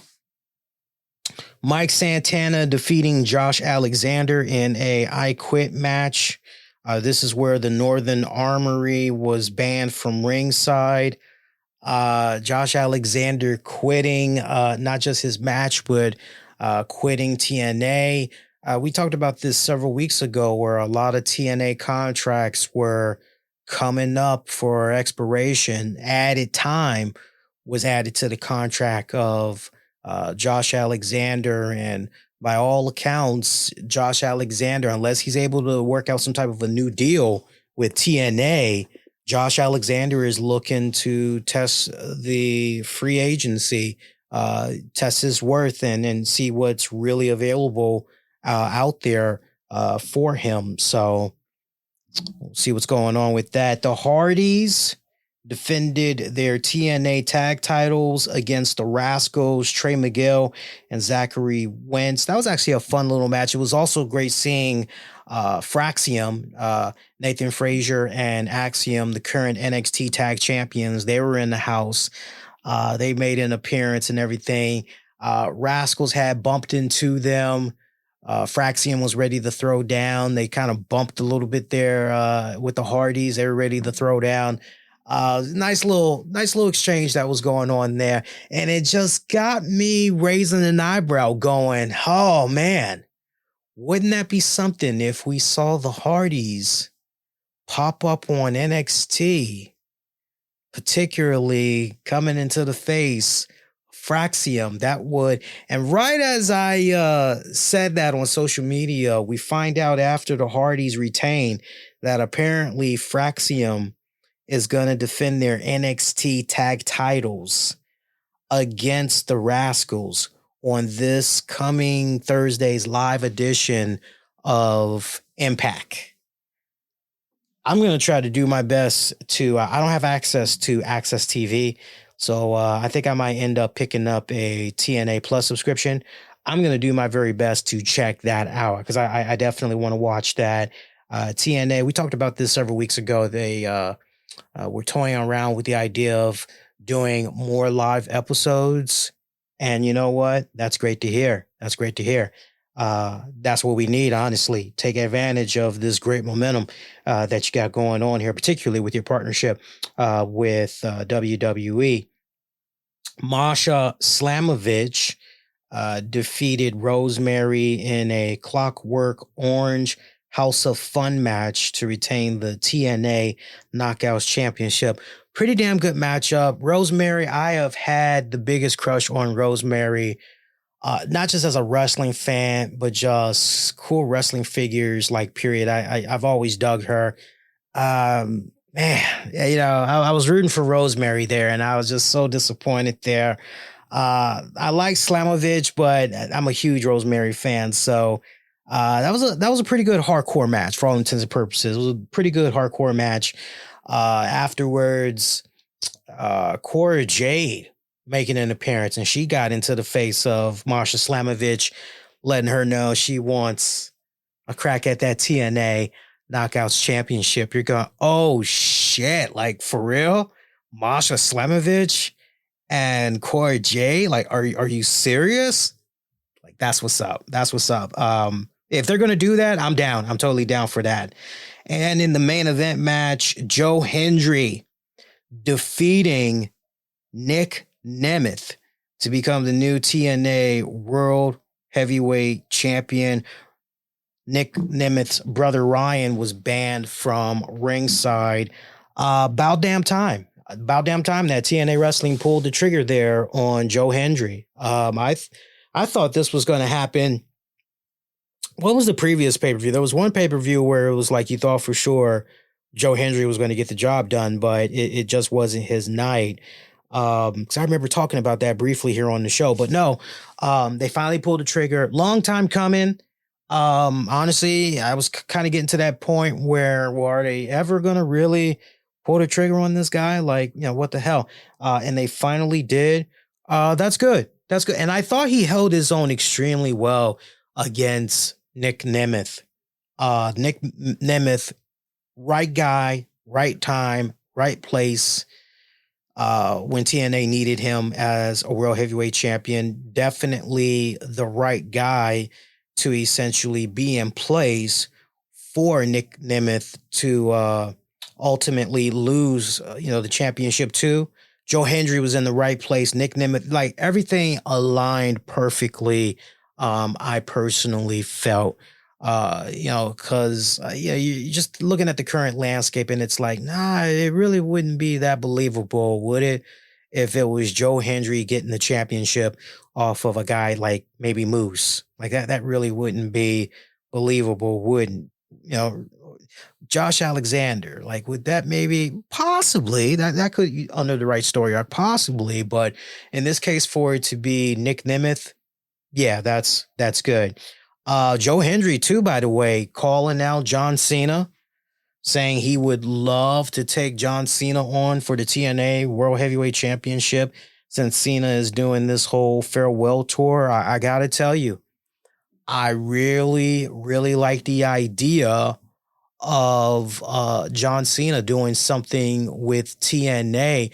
The only thing is, this goes back to what we were talking about on last week's show, which is, okay, I'm all for TNA doing their very best to capitalize on this partnership with WWE, but WWE at the same time, they're getting exposure, they're kind of getting that look at, maybe some future talents they maybe want to incorporate on their roster and everything. But, on the TNA side of things, you definitely need to be looking at the bigger picture as well, which is, well, look, if the end result of this does not consist of you getting a better TV deal, getting better live exposures for your shows, then this is all for nothing. Remember that? And the message from last week was TNA, learn from your mistakes with what happened with your partnership with AEW and, do what you got to do to really evolve here. Because if you're not evolving, if you're not adapting with the times, you're hurting yourself and your brand when it's all said and done. So I love the idea of a John Cena, but I'm sure many of you like the idea of John Cena doing something with TNA wrestling as well. But like the only way that is really, really, really going to thrive is if there are a whole bunch of eyeballs that's able to access the content. That's the key. I don't know. I don't know, fam. The only way I could see something like that really working out. I know there's a rumor going around right now where TNA Wrestling is supposed to be doing a whole bunch of live shows in February. Like they're supposed to be continuing on with live episodes of Impact. Maybe you do something pretty interesting on those shows. Maybe Access TV in the process. Let's keep this going. Let's continue to keep doing live shows each week. And I don't know. I don't know. Only time is going to tell.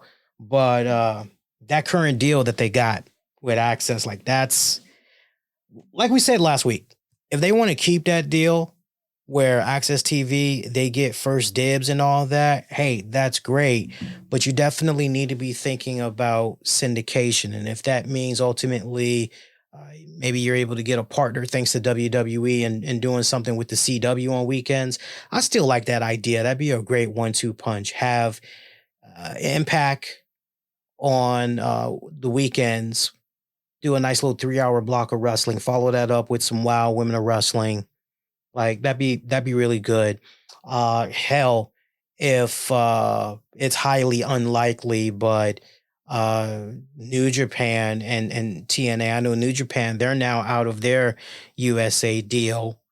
I don't know if this means New Japan is going to be snuggling up more with AEW in hopes that ultimately they can try to get some type of a US TV deal. Those of you thinking, well, maybe since New Japan and TNA, like not with AEW being that mistress that's looking on going, you're really doing something with her? Yeah, pump your brakes on that one. I don't really see that happening. I'd buy more into TNA and WWE trying to before I would buy into TNA and New Japan as far as the TV deal goes. But no, TNA Genesis, pretty solid card overall. I definitely recommend guys go out of your way, check the event out when you guys get a chance. And let's see some other stuff we can get into here on the show. You know, we were talking about Tony Khan and AEW just now. How about the report that's floating around about what's currently going on at Britt Baker? Did you guys check that out? For those of you that maybe are not aware, here is the report that is floating around.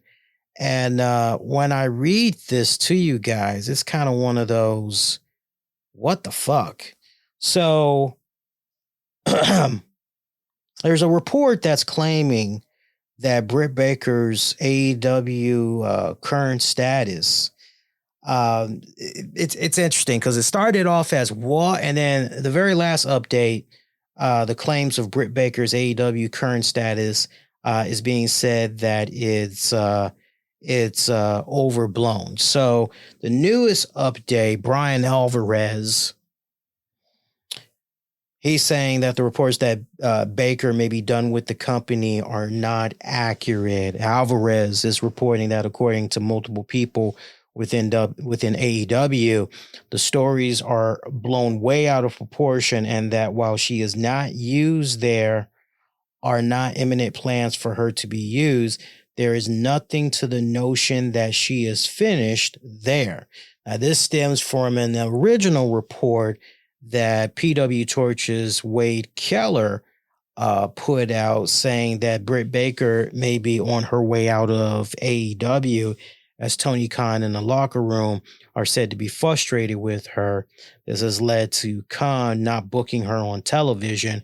And for those of you that's keeping track at home, her last match was back in November, where she defeated Penelope Ford.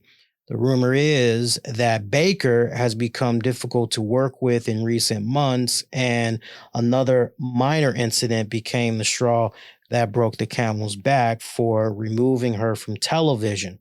According to the report, Khan has her in a group of wrestlers who don't get phone calls and aren't called in to show up. Presumably, that would be wrestlers like Miro or Ricky Starks, who haven't been on television in months, but the report doesn't mention who else is in that category. Britt Baker is said to be wildly unpopular in the women's locker room. One source noted that no one in the locker room wants her to come back. Remember, it was just back in August in regards to that whole MJF situation. For those of you that may remember that alleged incident, along with other issues that have come up, are the reason for her absence. It was noted that she had a reputation for being hard to work with anyway, and that she has only that has only increased recently. There was said to be one incident in particular in which people just threw their hands up. There is said to be a feeling that the company has a strong women's division and they no longer need to deal with her. The end of her relationship with Adam Cole is not the reason for what's going on, and there is likely no heat on Cole, and he has nothing to do with her not being on television. Tony Khan is just fed up with Baker and wants to focus TV time on other people. As far as her contract goes, not knowing what's going on. But she's not expected to be back in AEW anytime soon. So that's excuse me, that is where we are right now on the Britt Baker situation. I chimed in my thoughts about this on social media because I had saw my buddy John Draper commented on this and shout out to him. John had said, let's be honest, she always came across like she was 5 seconds away in real life from calling your manager if the Starbucks order was wrong, and has a huge chip on her shoulder.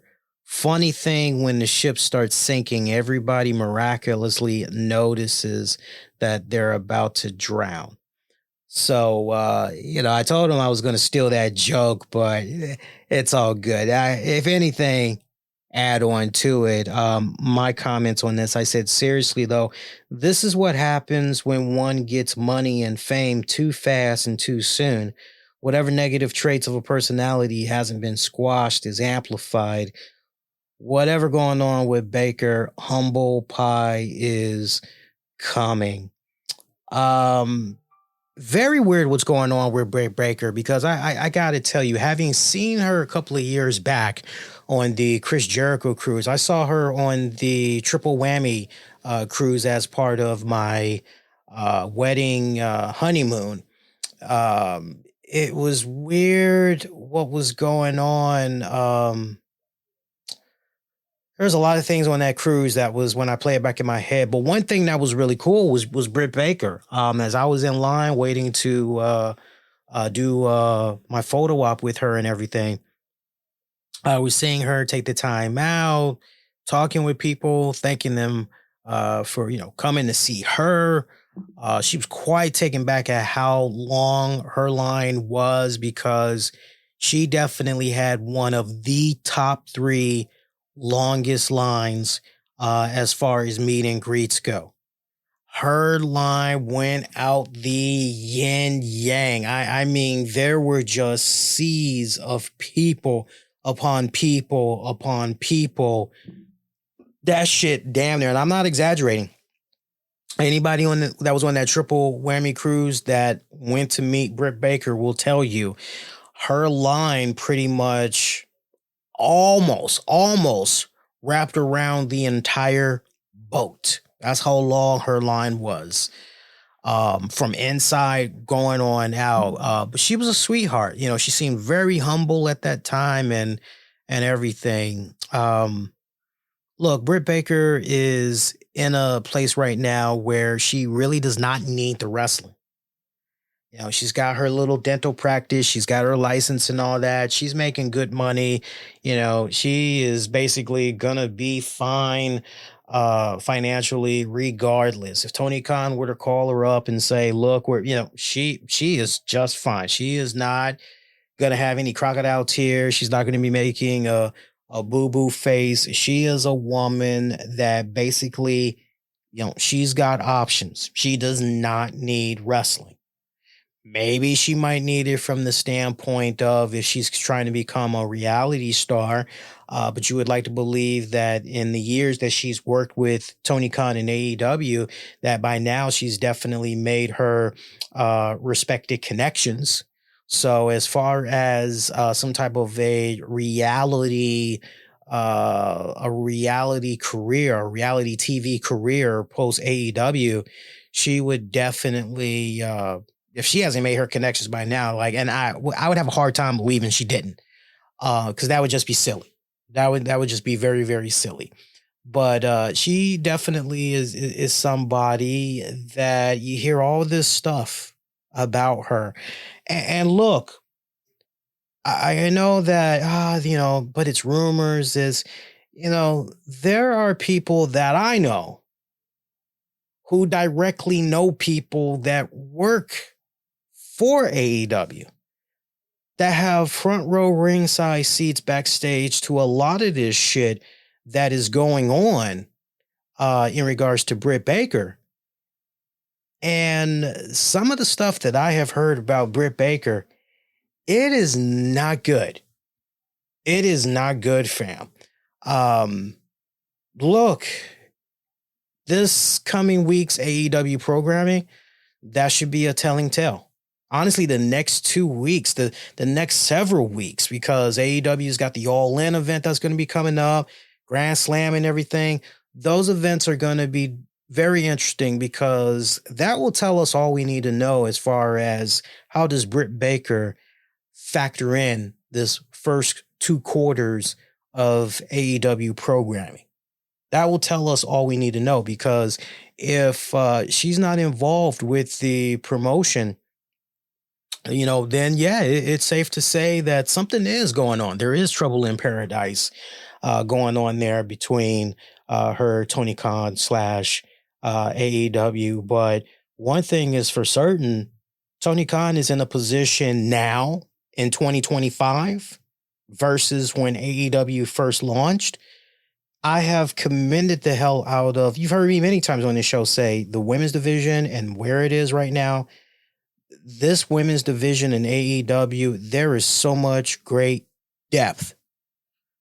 Tony Khan has an unprecedented amount of talent that for his women's rosters, like, okay, next woman up, what's up? I mean, he's got so many great options of talent to choose from that if Britt Baker is acting a particular way, he doesn't need to continue on with that headache. He can easily just, and who knows, maybe Tony Khan is kind of now going, you know what, not for nothing, but I think I'm kind of understanding now why WWE had passed on her initially. Maybe they kind of saw these little warning signs or whatnot. Maybe they kind of, right?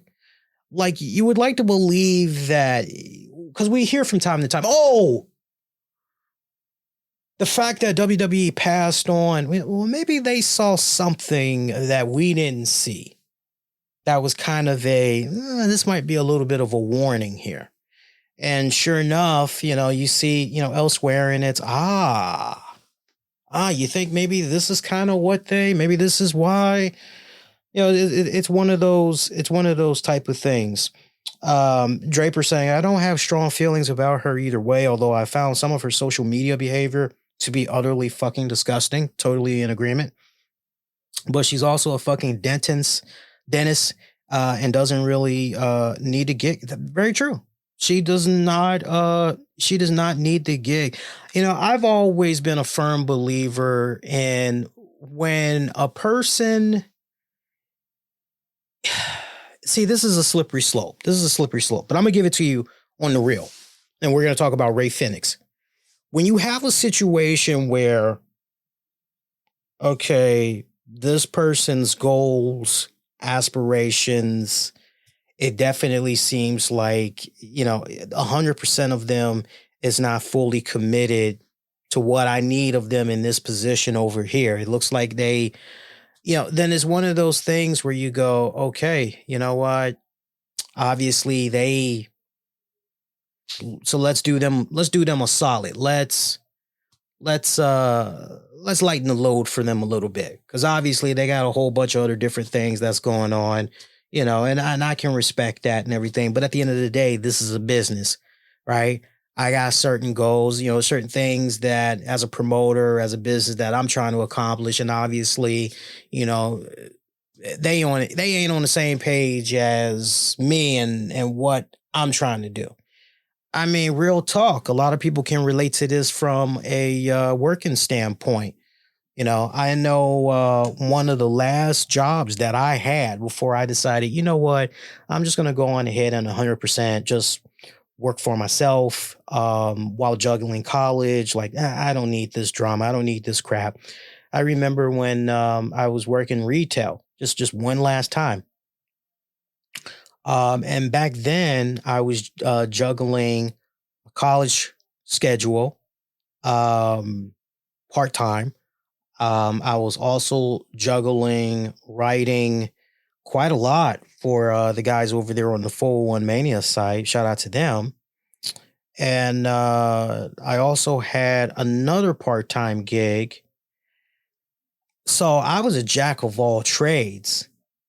And I can remember my retail job, you know, there'd be times where they would ask me for certain things, to do certain things, pick up an extra shift. And I had already told them way before they even hired me, hey, look, this is when I'm available. This is what I can do. This is what I can't do. And that was honored.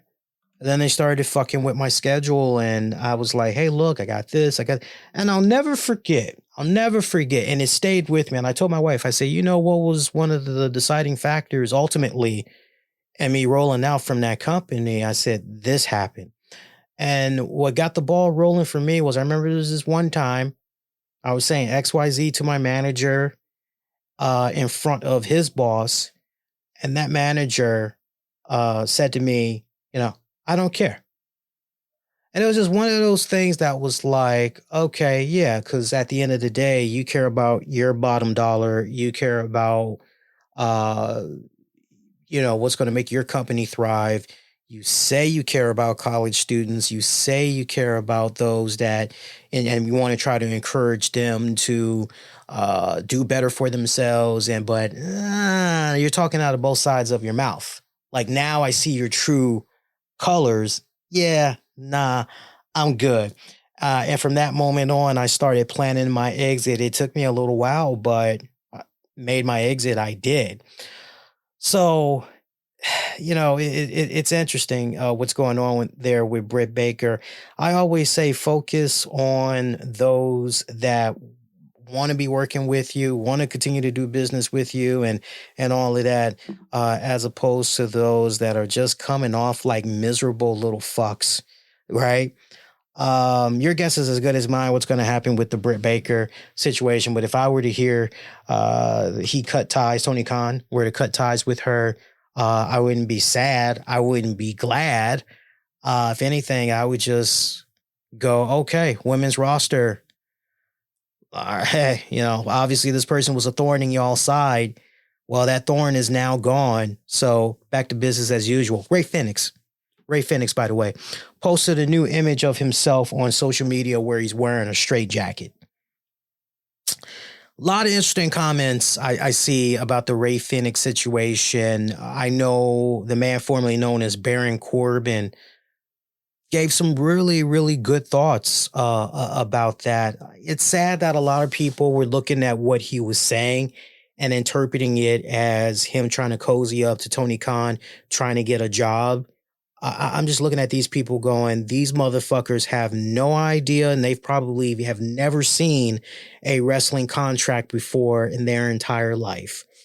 Enter Lee Sanders, and we've done it right here on this show a couple of times off and on throughout the years that we've been on the air. We have dissected a wrestling contract. We've dissected a WWE contract, and we've dissected a AEW contract. We've gone over the language and all of that. Look, when it's all said and done in regards to the Ray Fenix situation, understand something. Ray Fenix, just like every other AEW wrestler, WWE wrestler, TNA wrestler, they signed a contract. Now, in that contract, depending on the wrestling promotion, but, you know, vast majority of wrestling promotions, there is no, okay, look, in your contract, you are guaranteed to appear on television 150 times. No, there is no. Instead, it is, look, we are going to pay you X amount of money for X amount of years. Now, if that talent gets injured at the discretion of that promotion, especially if the language has already been laid out clear as day and signing that contract, hey, at the employer's discretion, they can tack on more time. If you're out for X amount of, if they want to, they can tack on more time if they're trying to get that time back. That's at their discretion. They can do that. It might suck and, all of that good stuff, but at their discretion, they can do that. If there is a option to pick up that talent for another year, if the employer has that option, they can exploit that. It would suck, especially if a talent has made it be known, hey, I'm on my way out. I'm not interested. I want to look. We've seen this type of stuff happen all the time in some of our favorite sports. NFL, basketball for sure. NBA happens all the time. Oh, I want out. And, some of those organizations are like, we got you for one more year. We have the option to pick up one more year for your contract there. We're going to do that. We're going to do that. Look at what was going on if you're an NFL fan. Look what was happening many years back when it came to, who was it? Kirk Cousins, when he was with the Commanders. Washington wasn't ready to fully commit to this guy.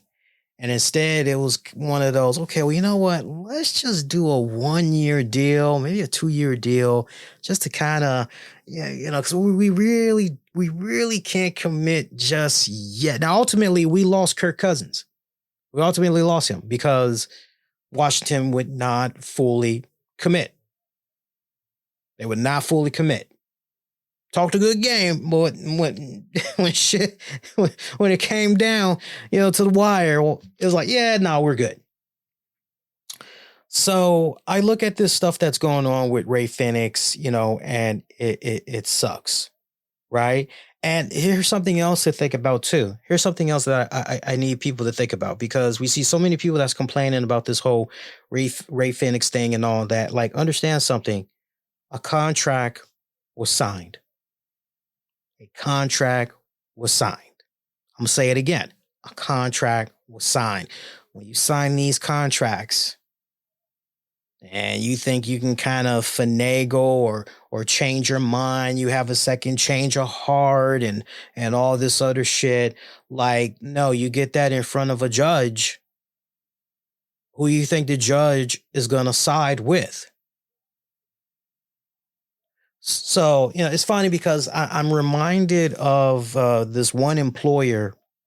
I think it was 2 years ago.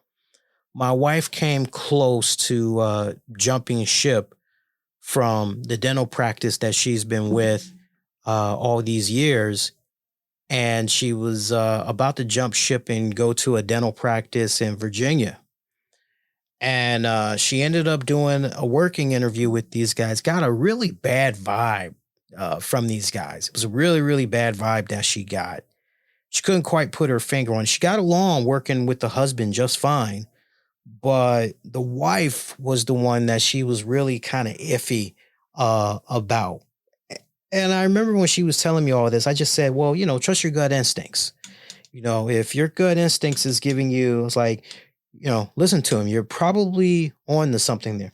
Long story short, she ended up not taking the employment from these new guys, and there was a contract. This is how close. This is how it ties back to what we're talking about with Rey Fenix. The new employers, because she was able to work out her salary, all of that. So they emailed her this contract, and they wanted for her to sign everything and email it all back to her. That's what was going on. She was to sign each document electronically and email it all back. No. It was all printed out. It was given to her. She was to sign it and then stop by the office to drop it off and everything. And I remember after she had decided, no, I don't want to work for these guys. Like I'm getting a bad vibe and yada, yada, yada. You know, and the husband, he kept trying to, my wife did not have the heart to let him know, you know, look, you're cool, but you know, your wife's an asshole. And, you know, I know it's her practice too, but you know, you guys said you need help in this department. Like part of that, you got to let these people that obviously know about this position more than you do, you got to let them do their thing in that position. Right. You can't be shackling them and all that. And I remember saying to my wife, I said, aren't you glad you didn't sign that contract? Because if you would have put your signature on that and you turned it in, you handed it in, from that point forward, you're theirs. And that is legally binding. Like they could have made issues for you, essentially, in court. And she was like, yeah, I'm glad that I did not. So throwing it back on the whole Rey Fenix thing and everything, you know, when it's all said and done, this man signed a contract. And shout out to Tony Khan and crew, you know, for going, okay, look, no, you know, contrary to how you guys might be feeling. And yeah, grass is, you know, maybe it's a little bit greener, you know, over here.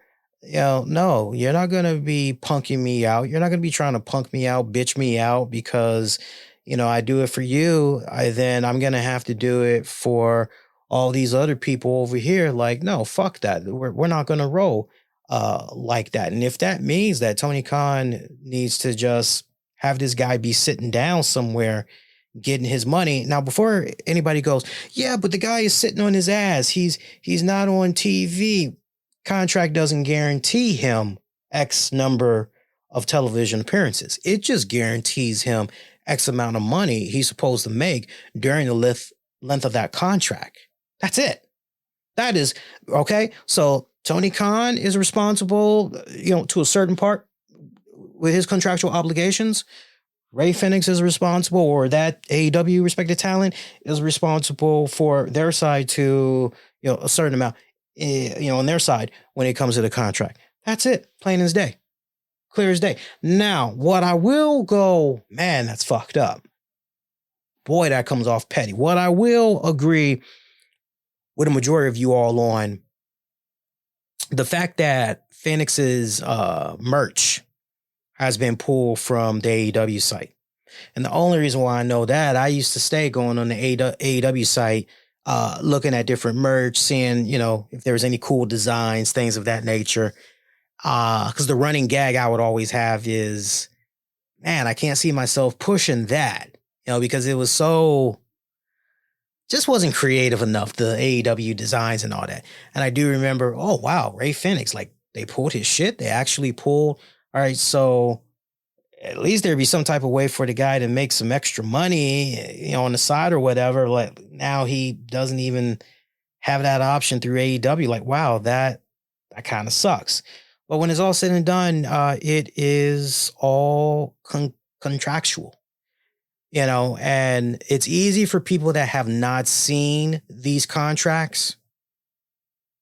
I've been fortunate enough to look at various wrestling contracts over the years, you know, but it's easy for those that have not seen a wrestling contract to be like, oh, that's unfair. That's, it's not right, you know, but when you do look at these and you get into the legality of it all, it's like, well, got you by the balls. You signed that contract, you know, that's what it is. That's what you wrote.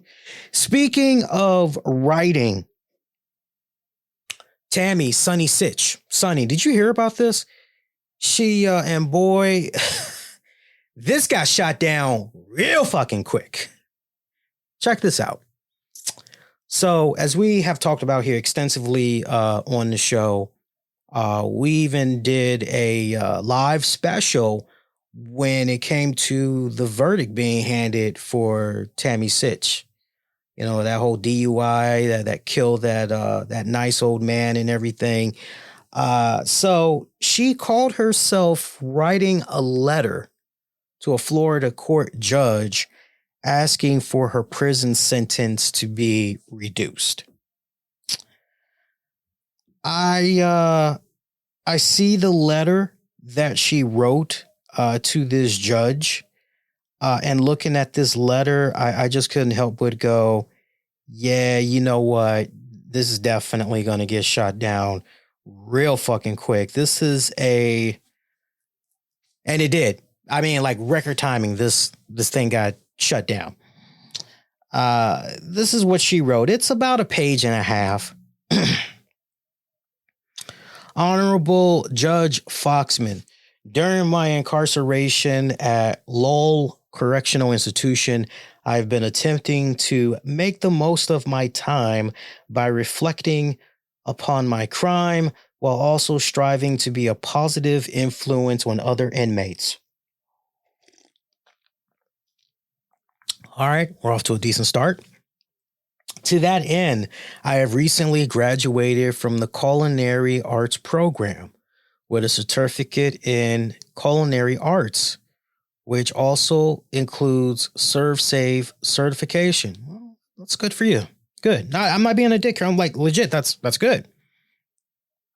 I feel like as I'm reading this, y'all remember Denzel Washington and Malcolm X? I remember when Malcolm was finally starting to discover himself, and he stayed writing letters to the Honorable Elijah Muhammad, you know, and Muhammad was like, the young man is coming along, you know. Anyway, most recently, I have become a teacher's aide in one of the GED classrooms, helping others to realize their academic potential and earn their GED is something I have found to be very fulfilling. All right, cool. Additionally, I have been chosen by Dr. Cole. Is that Cole? I'll say Cole, the director of education at the prison, to speak with the youthful offender inmates as a voice of reason. He has asked me to do a series of lectures and discussions with these young ladies about how prison has helped me gain a new life perspective and about the importance of not reoffending once they leave prison. Everything sounds good so far. Beyond my education and vocational achievements, I am also regularly attending Alcoholics Anonymous meetings. Good. And am being seen regularly for mental health counseling sessions. Good. You're hearing me say all that because I only downloaded the letters, this letter, page and a half to the judge. So I'm experiencing this in real time, just like you guys. I have also begun making plans for my life after my prison sentence. Wait a minute. Now, this is where we need to pause. I don't mean to laugh, but this is where we need to pause. I have also begun making plans for my life after release from prison. Well, wait a minute. If I'm not mistaken, you're supposed to be in prison for like 10, 11, 12, 13 years. You've only been doing it almost maybe 2 years now. What do you mean you've been preparing to make plans for your life after prison? Huh? Let's keep going. My former business attorney, Stephen P. New. God bless that Stephen P. New. I've heard a lot of good things about him. I know he's doing his thing representing there for Jim Cornette. Who else? The Boys, Dalton Castle's Boys. Kevin Kelly, CM Punk. Stephen P. New has offered me a job in his office as a paralegal and has offered me free housing while I am getting on my feet. Wow, that is nice. Seriously, that is nice. That is nice. I've been inspired by the idea of working with the youthful offenders while I am here, and I would like to continue to mentor youths once I am free. Okay. Therefore, I plan to visit high schools to talk about the dangers and consequences of drinking and driving in hopes of helping the students to make better choices than I have. I am extremely remorseful as my actions led to a loss of life and grief for my victims' family and friends. I am dedicated to changing my life for the better and to being a positive light in any community in which I live. Y'all with me so far? It's almost done. I desire to serve others in a way possible, and in particular will strive to help young people avoid alcohol and destructive decision-making. I pray this honorable court will grant me grace and mercy in their consideration of this request to modify. Here we go. All that jerking off. Here we go. Here's cue up Don Henley's Heart of the Matter. Heart of the Matter. Here we go. I pray this honorable court will grant me grace and mercy in their consideration of this request to modify my sentence by running the incarcerative portions of my sentence on count 1 and 2 concurrent, or issue whatever relief this court deems appropriate. So that's where I'm like, I see you now. That's what's going on. So some fun trivia for you guys in regards to this. I want you guys to understand the difference. Let's see if we can pull this up for you guys. Because this is very important. I especially want for younger listeners to know the difference. So consecutive sentences. That requires serving one sentence after another, resulting in a longer total time in prison. Consecutive sentences. Meanwhile, concurrent sentences. That allows serving multiple sentences simultaneously, with the longest sentence period being the controlling factor. Judges decide based on factors like the nature of the crimes and the defendant's criminal history. So essentially what Tammy Sytch is looking to do here, what she was trying to have be done here is basically, okay, I'm supposed to, do like 10, 11, 12, 13 years off of, count 1 and 2 and everything. But yeah, if we can somehow basically, eliminate the count, right? That's essentially what she was trying to do, right? And the way you can get that count eliminated is, well, wait a minute, maybe we can have it be a case where both counts are served at the same time, and basically I can get out that way, yeah, and we can trim it. That's how we can trim it, right? That way I can or we can just get one of the counts dropped, and whichever one is the longer one, then I can just do that one, and yeah, I'll be out. But I won't have to do the whole stretch. I won't have to do both counts, right? Because remember, when we were live and we were breaking it down, we were like, okay, so for this one count, she's getting blah, blah, blah, blah, blah years. For this other one, she's getting blah, blah, blah, blah, blah, blah, blah years. And the way this is supposed to go down, okay, you finish your first set. Okay, now automatically you're going right into, your next sentence. Like, that's how it's supposed to go down. And obviously what she's trying to do here is trim that fat big time. It took them barely a couple of days, and this got shot down real fucking quick. I'm trying to see if I can find the judge's response Let's see. Because remember, she was sentenced, if I remember right, she was sentenced to over 17 years. So that means by the time she gets out, I think she's going to be like 70 or something like that, 70 or 75, some shit like that. All right, because remember, Sytch was previously sentenced to over 17 years in prison due to her role in the crash that killed 75-year-old Julian LaFrancis Lester in March of 2022. She was sentenced to 10.6 years in prison for driving with a suspended license causing death, and another 7 years for DUI manslaughter. It was previously ruled that the sentences would be served after each other. So it is supposed to be, 17 years. Now, Mike Johnson, I think it was Mike Johnson that had revealed first that the judge ended up denying it and everything. Judge Karen A. Foxman, she acknowledged that Sytch's efforts, hey, I see you, I hear what you're doing, like, that's great, but ultimately denied the request. Trying to see if the judge had said anything else here. The judge is not saying anything else here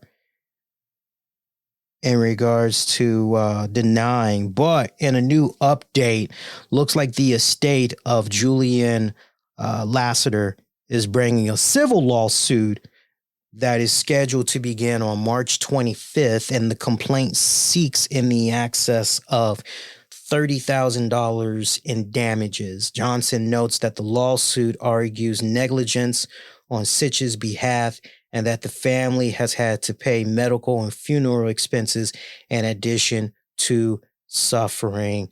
And if you're keeping track, Sytch is not scheduled to be released from prison until December 22nd, 2039. That's what's going on with her. So kudos to the judge for, essentially, no, get that bullshit out of here. You're, you haven't even begun to scratch the surface. Like, she got sentenced in 2022. And it's like, and you're talking about life after prison. Like, you haven't even done half your fucking sentence yet. And you're already thinking about, I don't know about you guys, but that just comes off to me. Wow, you're saying all these right things, but at the end of the day, you're not truly understanding the severity of your actions. You truly aren't understanding that what you did changed the life of a family forever. Key word, forever. You're not grasping the severity. Yeah, when you are just, it's just, it's been a year. It's been 2 years. It's like, yeah, no. You can be in whatever little program you want. You could be talking to the kids. You can, hallelujah, Jesus, I seen the light. Like, that is great for the first year plus that you've been in there. But let's see how you are. Let's see if you truly are remorseful when you hit up 5 years, when you hit up 7 years. Let's get a better idea of where you are at that point versus, like right now, you're just going to say and do whatever you can to, it just came off so cold, so callous. Disgusting. Just disgusting. And I don't see how anybody can defend this woman, let alone continue to invest in her little canteen and all that other shit. Because there's you'd be surprised how many wrestling fans are fucking doing it. They're doing it on a regular basis. Meanwhile, speaking about wrestling babes in jail, Kimber Lee, remember her DUI whole little fiasco? Well, the former NXT and Impact Wrestling star, she is scheduled to go on jury trial for charges of DUI, resisting an officer with violence, and battery on a law enforcement officer before Highlands Court County Court in Florida on February 10th, 2025. That is when her trial is going to begin. Now, for those of you that may be going, oh, yeah. Hey, I haven't seen anything of her on social media. What's going on with her, Lee? Well, as far as her X/Twitter account goes, that's no more. She, last I saw, is not posting regularly on Facebook, but she is posting regularly on her Instagram account under her real name. And basically, she has totally, remember one of the last things that she had posted when she did have X/Twitter, she basically talked about how she was going to be stepping away from the wrestling business, like she's just done with it and all that. Last I saw, I just checked like a couple of days ago, she is still working in the veterinarian industry. It looks like maybe she is some type of I'm trying to find the right words. She is selling. I'm trying to find the right words. I guess I'll just throw it out there and you guys can maybe clean it up a little better. It looks like she's selling nail accessories. So she's selling nail clips, nail polish. Looks like she's like into the makeup stuff now. That's what she's mainly selling. I had to do a double take because at first I thought maybe she was doing like some Avon Mary Kay stuff. But the more and more that I was paying attention to her page, not the case at all. Like she is, for the most part, nail clippings and all that. You just got to go on her Instagram account to see what I'm talking about. It looks like going into this trial, she has really, from what I've seen over the months that she's posted stuff, it seems that she's really trying to clean up her image. And look, I don't know if that's all for show or what, but I know that her trial kept getting pushed back quite a bit. And unless something weird transpires, then, that date seems to officially be it for her. So we'll see as February. That date, was that February 10th? I think we just said February 10th. It's literally around the corner. So we'll see what's up. Interesting note on producers from SmackDown of last week's episode. I just wanted to run this by you guys because I thought it was a pretty cool list. For the speed match between Chris Sabin and Grayson Waller, that was produced by Nick Aldis. Meanwhile, Bobby Roode and Sean Daivari, they produced the Rey Mysterio, Kevin Owens joint, the segment, as well as the match between the two. Kristen Scaval was the writer. Meanwhile, Jason Jordan produced Bianca Belair and Naomi versus Nia Jax and Candice LeRae, as well as B-Fab versus Piper Niven. I thought B-Fab did pretty damn solid in her solo outing. I'm looking forward to more to come from the young girl, but she did pretty good. Jamie Noble, meanwhile, boy, woo! He produced the Jimmy Uso versus Carmelo Hayes, as well as the Solo Sikoa, Tama Tonga, and Jacob Fatu segment. Solo Sikoa not saying anything, just dropping the microphone, rolling out. Jacob Fatu and them looking on like, it's like that? Okay. Like they didn't look stunned. They did not look sad. They did not look glad that they would not eat green eggs and ham. No, I like how Jacob Fatu just pretty much owned the moment right there. That was good. That was good shit. Kenny Dystra produced Motor City Machine Guns versus Los Garza. TJ Wilson produced Bailey versus Tiffany Stratton. Good stuff. Former WWE Tough Enough cast member Eric Watts wrote the Jimmy Uso segment. So I wanted to share that with you guys. I thought that was kind of interesting. Meanwhile, Next Star and Optimum Com looks like they've come to Next Star and Optimum looks like they've come to a new agreement on a new deal as NXT channels are set to return. Nexstar and Optimum have ended their disagreement that saw channels that air WWE NXT in several markets pulled from the air.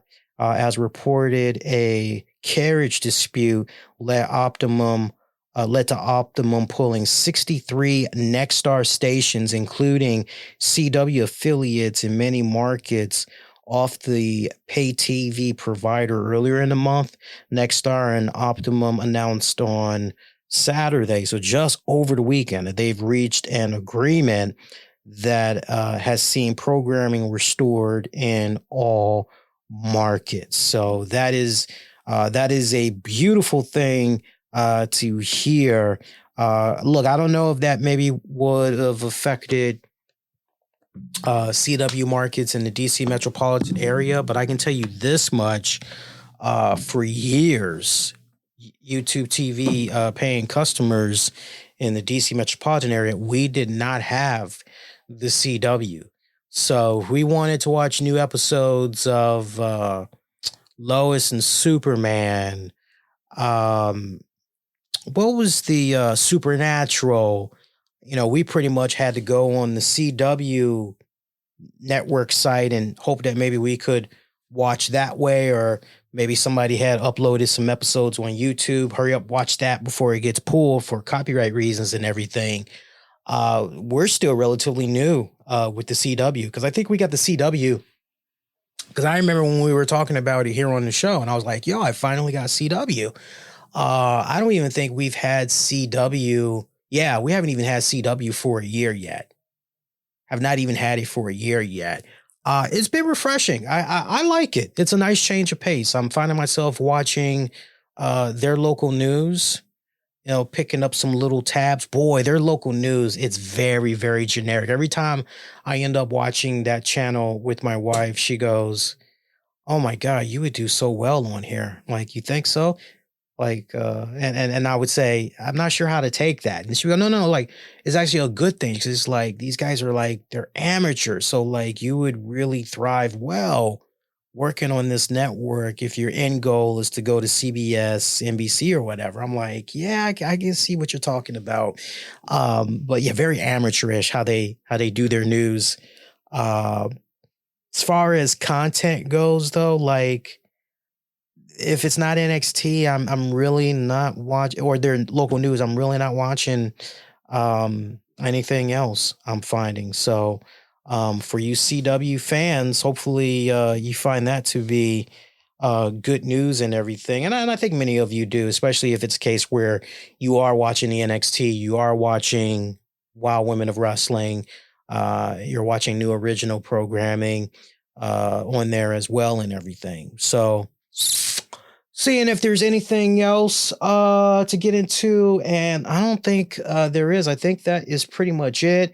I know I had polled you guys earlier in the day asking you guys how you holding up, how you feeling with it being inauguration day and all that. And I'm looking at the final polling results right now, at least for now. By the way, happy birthday to one of the dopest, illest producers, drummers of all time. Of course, I'm talking about Questlove from the legendary Roots crew, one of my all-time favorite drummers. He is definitely, when I think about my very short list of drummers, no particular order, but as far as like my top favorite drummers goes, no particular order: Questlove, Dave Grohl, Lars Ulrich of Metallica, John Bonham from Led Zeppelin, Stuart Copeland of The Police. Like, those are my favorite. Phil Collins. What I would give to just see all of those guys in one room. I know we can't with Bonham, but perfect world, boy, that would just be so awesome to see all of them in one room, like in a studio joint. They're all talking, sharing some interesting stories, techniques, and then there's a great jam out session. I believe Questlove turned 54, 55 today. So, yeah. And then also, I can't believe I almost forgot about this. But if you know all things hard rock and metal, we lost a pretty damn good guitarist this week, and I was stunned to hear the news about him when he died, because I just was like, whoa, what?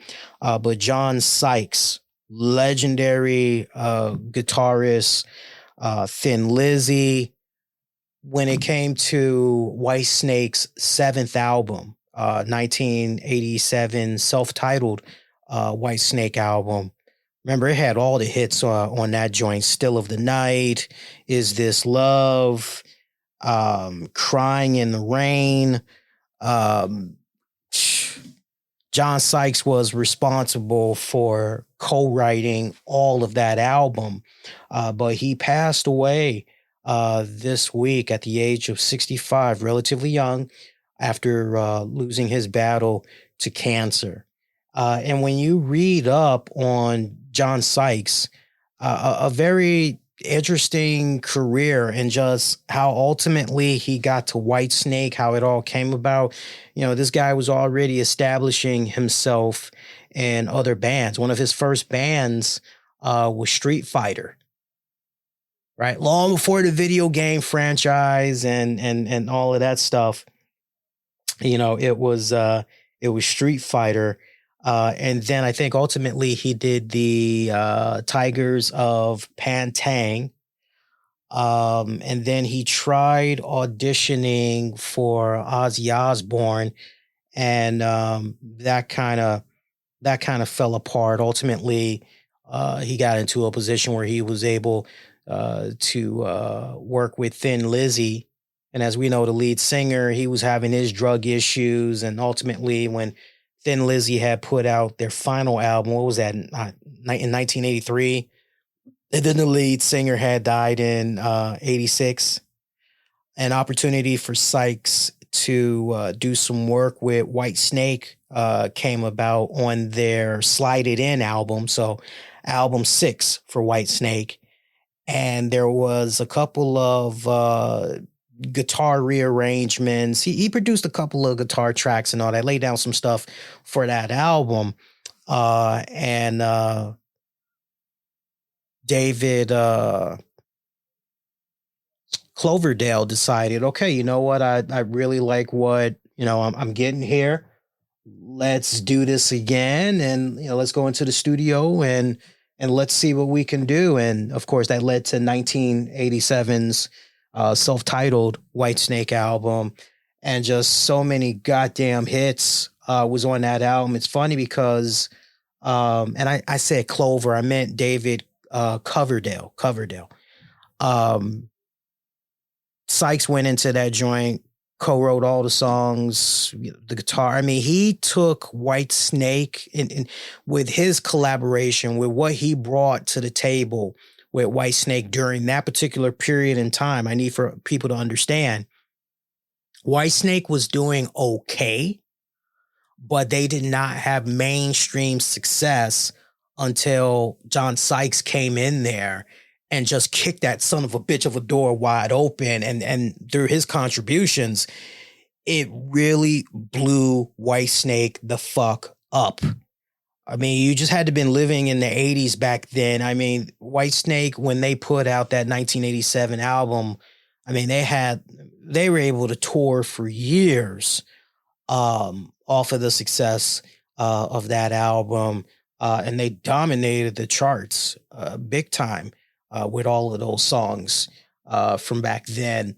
And when you just think about all of those great things, you're like, well, man, like, you can't go wrong here. Like, if it ain't broke, don't fix it. But it's real fucked up how David Coverdale did Sykes and the rest of the bandmates, as he pretty much fired them and had an entirely different act that was touring with him to support that album.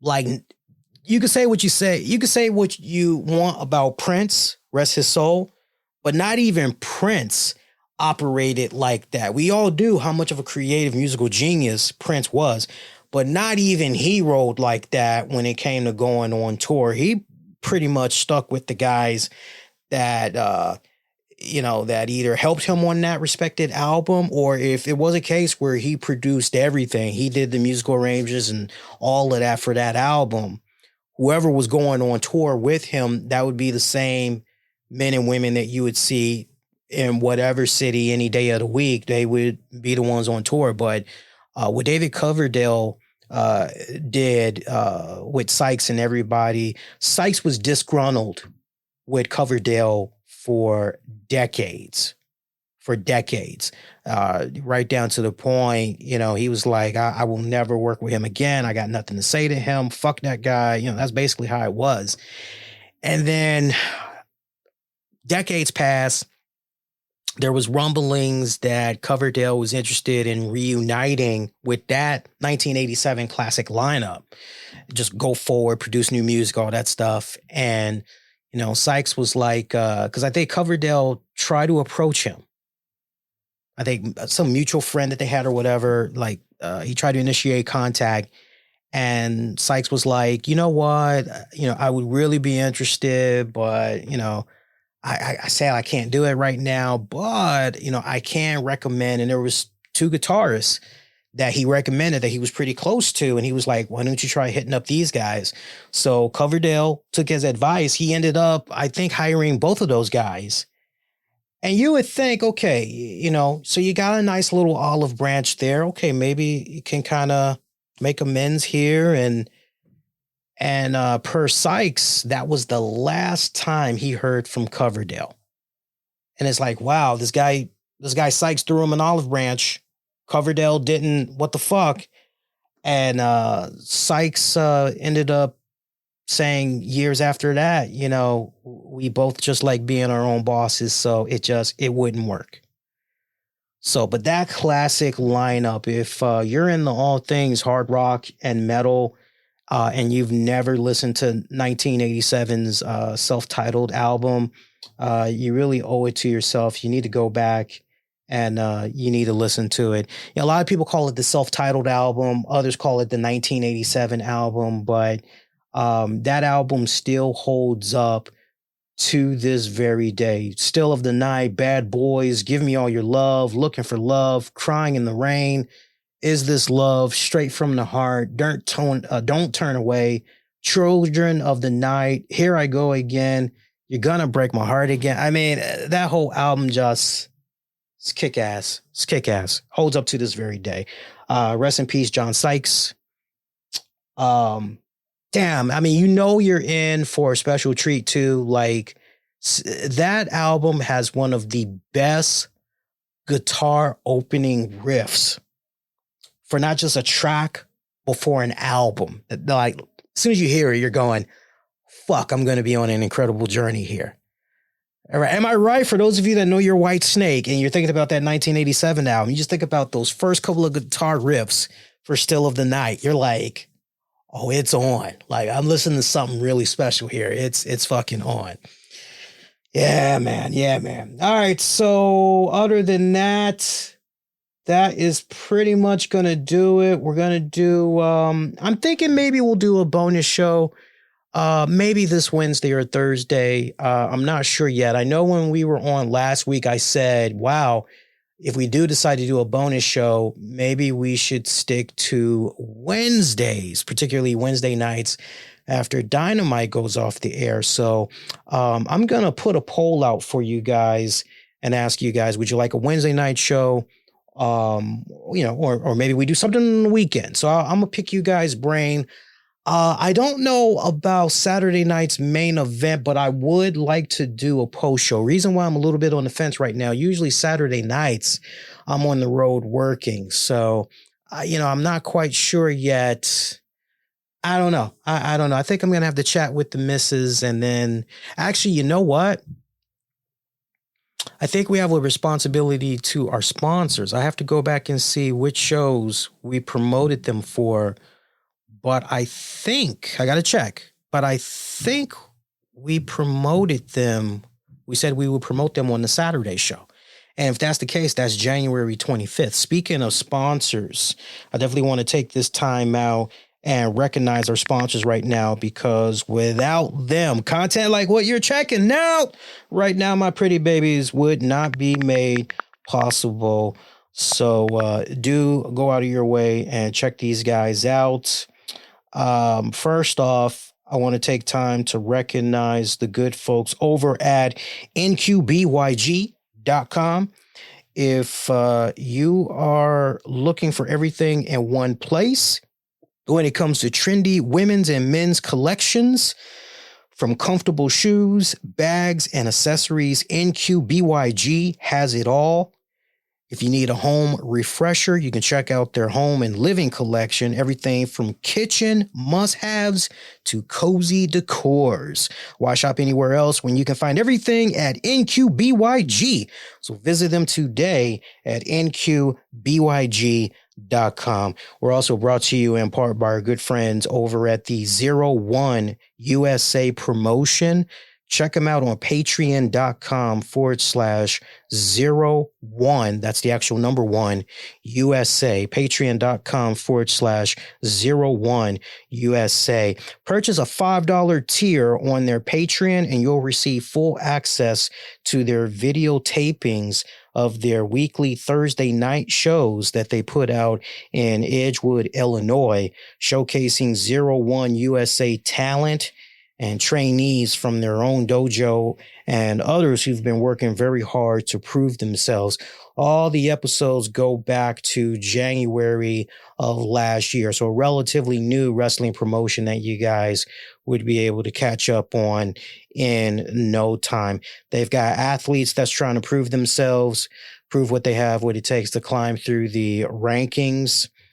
They have talent leveling from vets with over 18 years experience to wrestlers that's literally just getting their feet wet in the industry. So how cool is that to say, hey, I was there when this person began and they began wrestling in. So check them out, patreon.com/01 USA. Happy to be working with them. Also, shout out to our friends at the Careable.com, which is a personalized AI avatar digital companion, speaks and understands every language, provides emotional AI, mental health support. You can use it just like ChatGPT. Again, like Chat GPT, available for iOS and the Google Play Store. Last but not least, the RCWR Show with Lee Sanders is brought to you in part by Breaking Boundaries, the new book by Robert D. Murphy, available for Kindle and paperback. Learn more by visiting breakingboundaries-book.com. Or you can pick up a copy on Amazon. If you're ready to stop waiting for career opportunities and start creating them, Breaking Boundaries will help you set your course. Are you prepared to take control of your career and break through to the next level? This is a book that's perfect for professionals at any levels, packed with insights on leadership, development, team management, career growth strategies, conflict resolutions, and many more. Again, all these great sponsors that we've been fortunate to work with.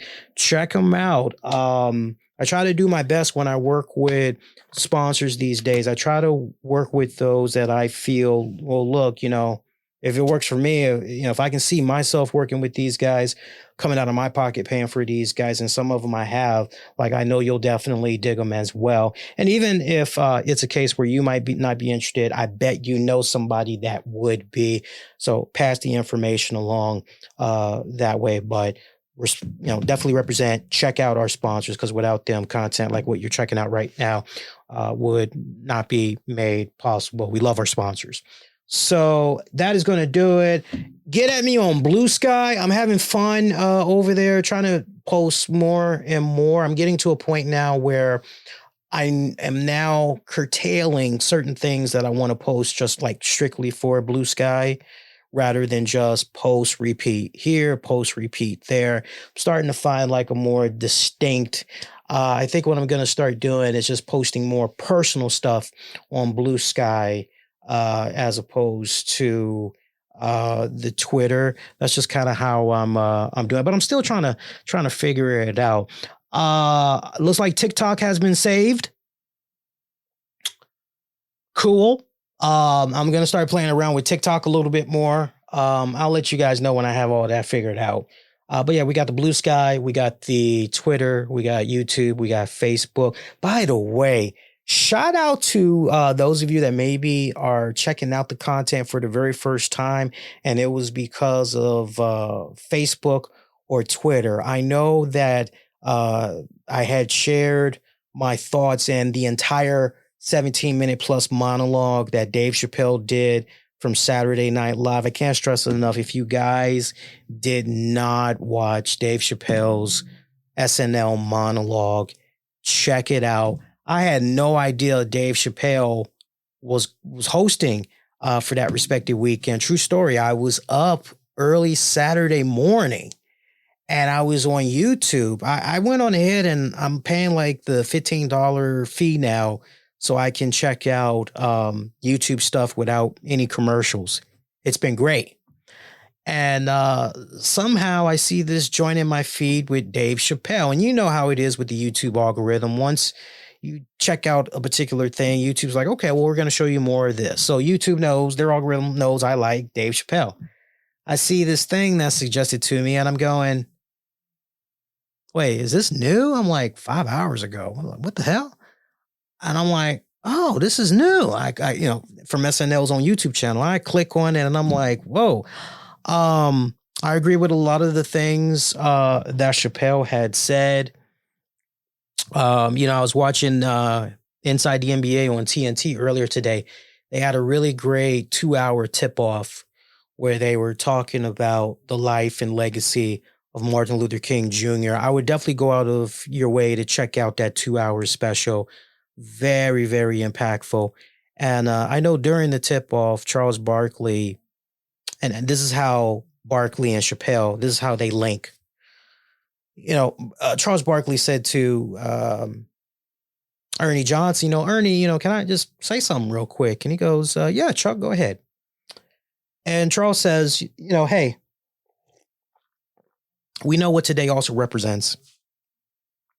I want to just wish President Trump the very best. And I sincerely mean that because I did not vote for him. But, here we are. And now more than ever, the world is watching us. We need this president to do it right. We need him to do right by us. And so, yeah, I really want to wish this guy the best of luck. And Ernie was like, yeah, that's, yeah, of course, Chuck. And Chuck was like, I watched the Chappelle and everybody was like, yeah, it was pretty good. And I want to echo those same sentiments. That's why I was polling you guys earlier and I was asking you guys, how are you feeling?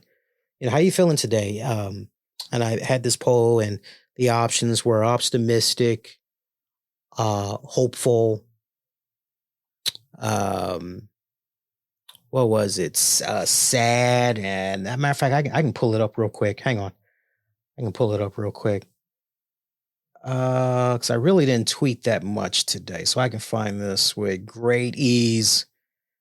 Let's see here. Where are we? There we go. So this is what I'm seeing right now. Feeling optimistic. That was 16%. Feeling hopeful, nobody went in that direction. So I see another 16%, so you got a tie. Feeling sad and worried. 66% of you said you're taking it one day at a time. I feel where a lot of you guys are coming from, and I want to share the same sentiments with Charles Barkley and Dave Chappelle, and very seldom on this particular series will I talk politics, but I will say this. I will say this.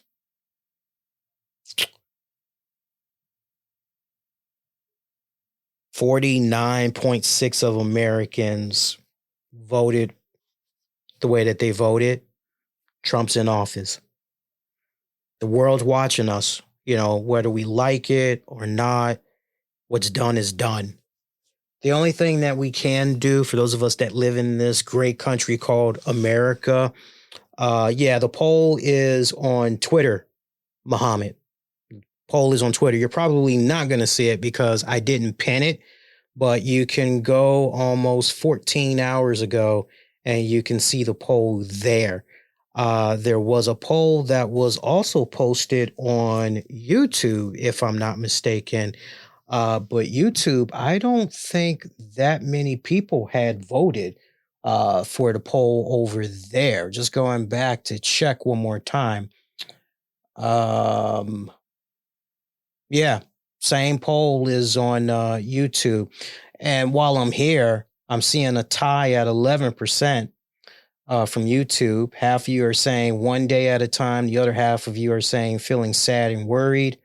33% of you are feeling optimistic, and 44% of you are feeling hopeful. So kind of interesting that YouTube, we've got hopeful being the majority, while on X, majority of you are saying you're taking it one day at a time. So, look, I hear what you guys are saying. What I will say to you, I don't want to get too into the weeds because I want to save the political talk for wrestling with the topics. But what I will say to you guys, again, my North American family, this is a great country that we live in. It really is. You see all the other stuff that's happening around the world. And, I say this to my friends and family from time to time. I just go, how amazing is it that we can walk into a grocery store? Like, we don't think enough about this. I remember I even talked about this in my sociology class a couple of semesters ago. I said, we really take for granted the fact that we can just walk into a grocery store. We can pick up an apple. We can pick up some meat. We can go get some milk. We can get some cereal. Like other countries, they don't have these options. They don't. It's true. In 2025, they don't have these options. You'd be surprised. We really take things for granted, I personally feel. And look, we had an election. America decided this is the direction that we're going in. The election is over with. Now comes the real work. And that's seeing what this president is going to do. Whether we hate him, we loathe him, as a nation, we got to get behind this guy because the world is watching. The world is watching. And America is always being looked upon as the tone setters, right? And if there's one thing I want to leave you guys with,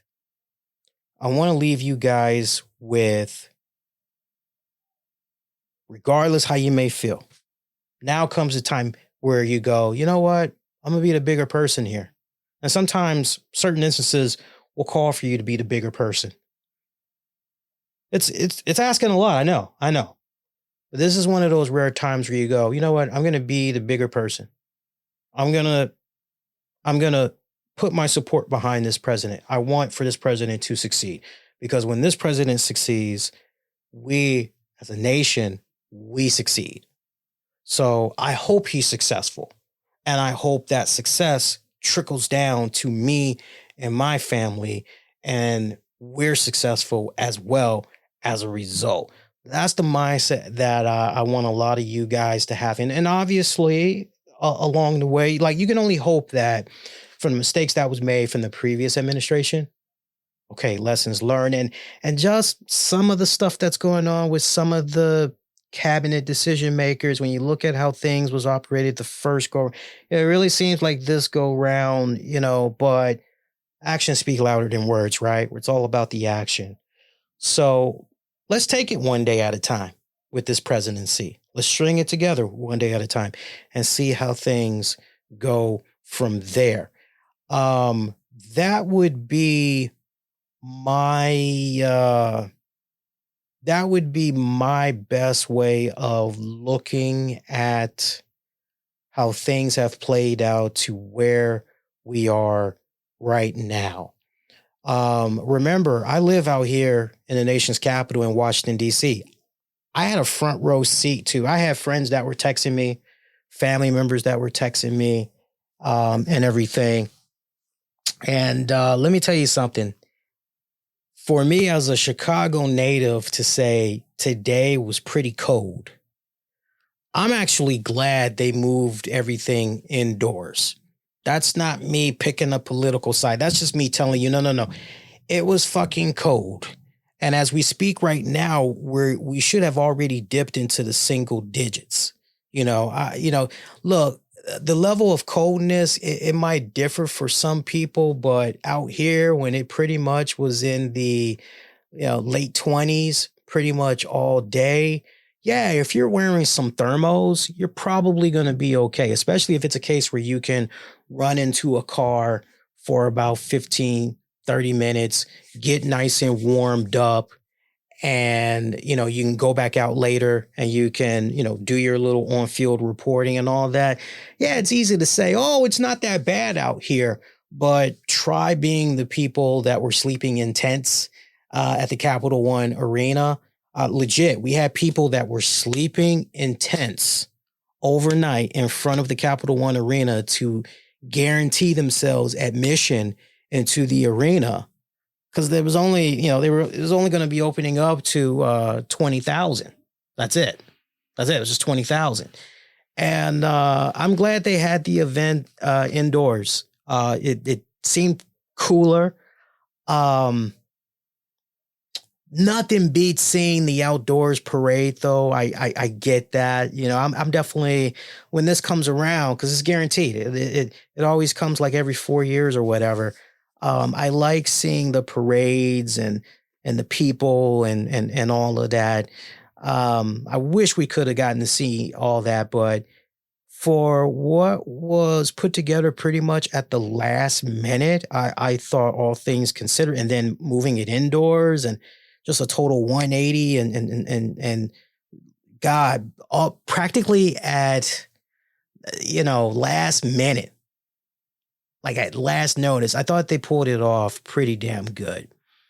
But yeah, like sometimes being the bigger person means to not look the other way, but it means, okay, you know what, despite what maybe I might have heard, despite maybe how some people are acting, like I'm going to be the better person, and I'm just going to wish this person the best.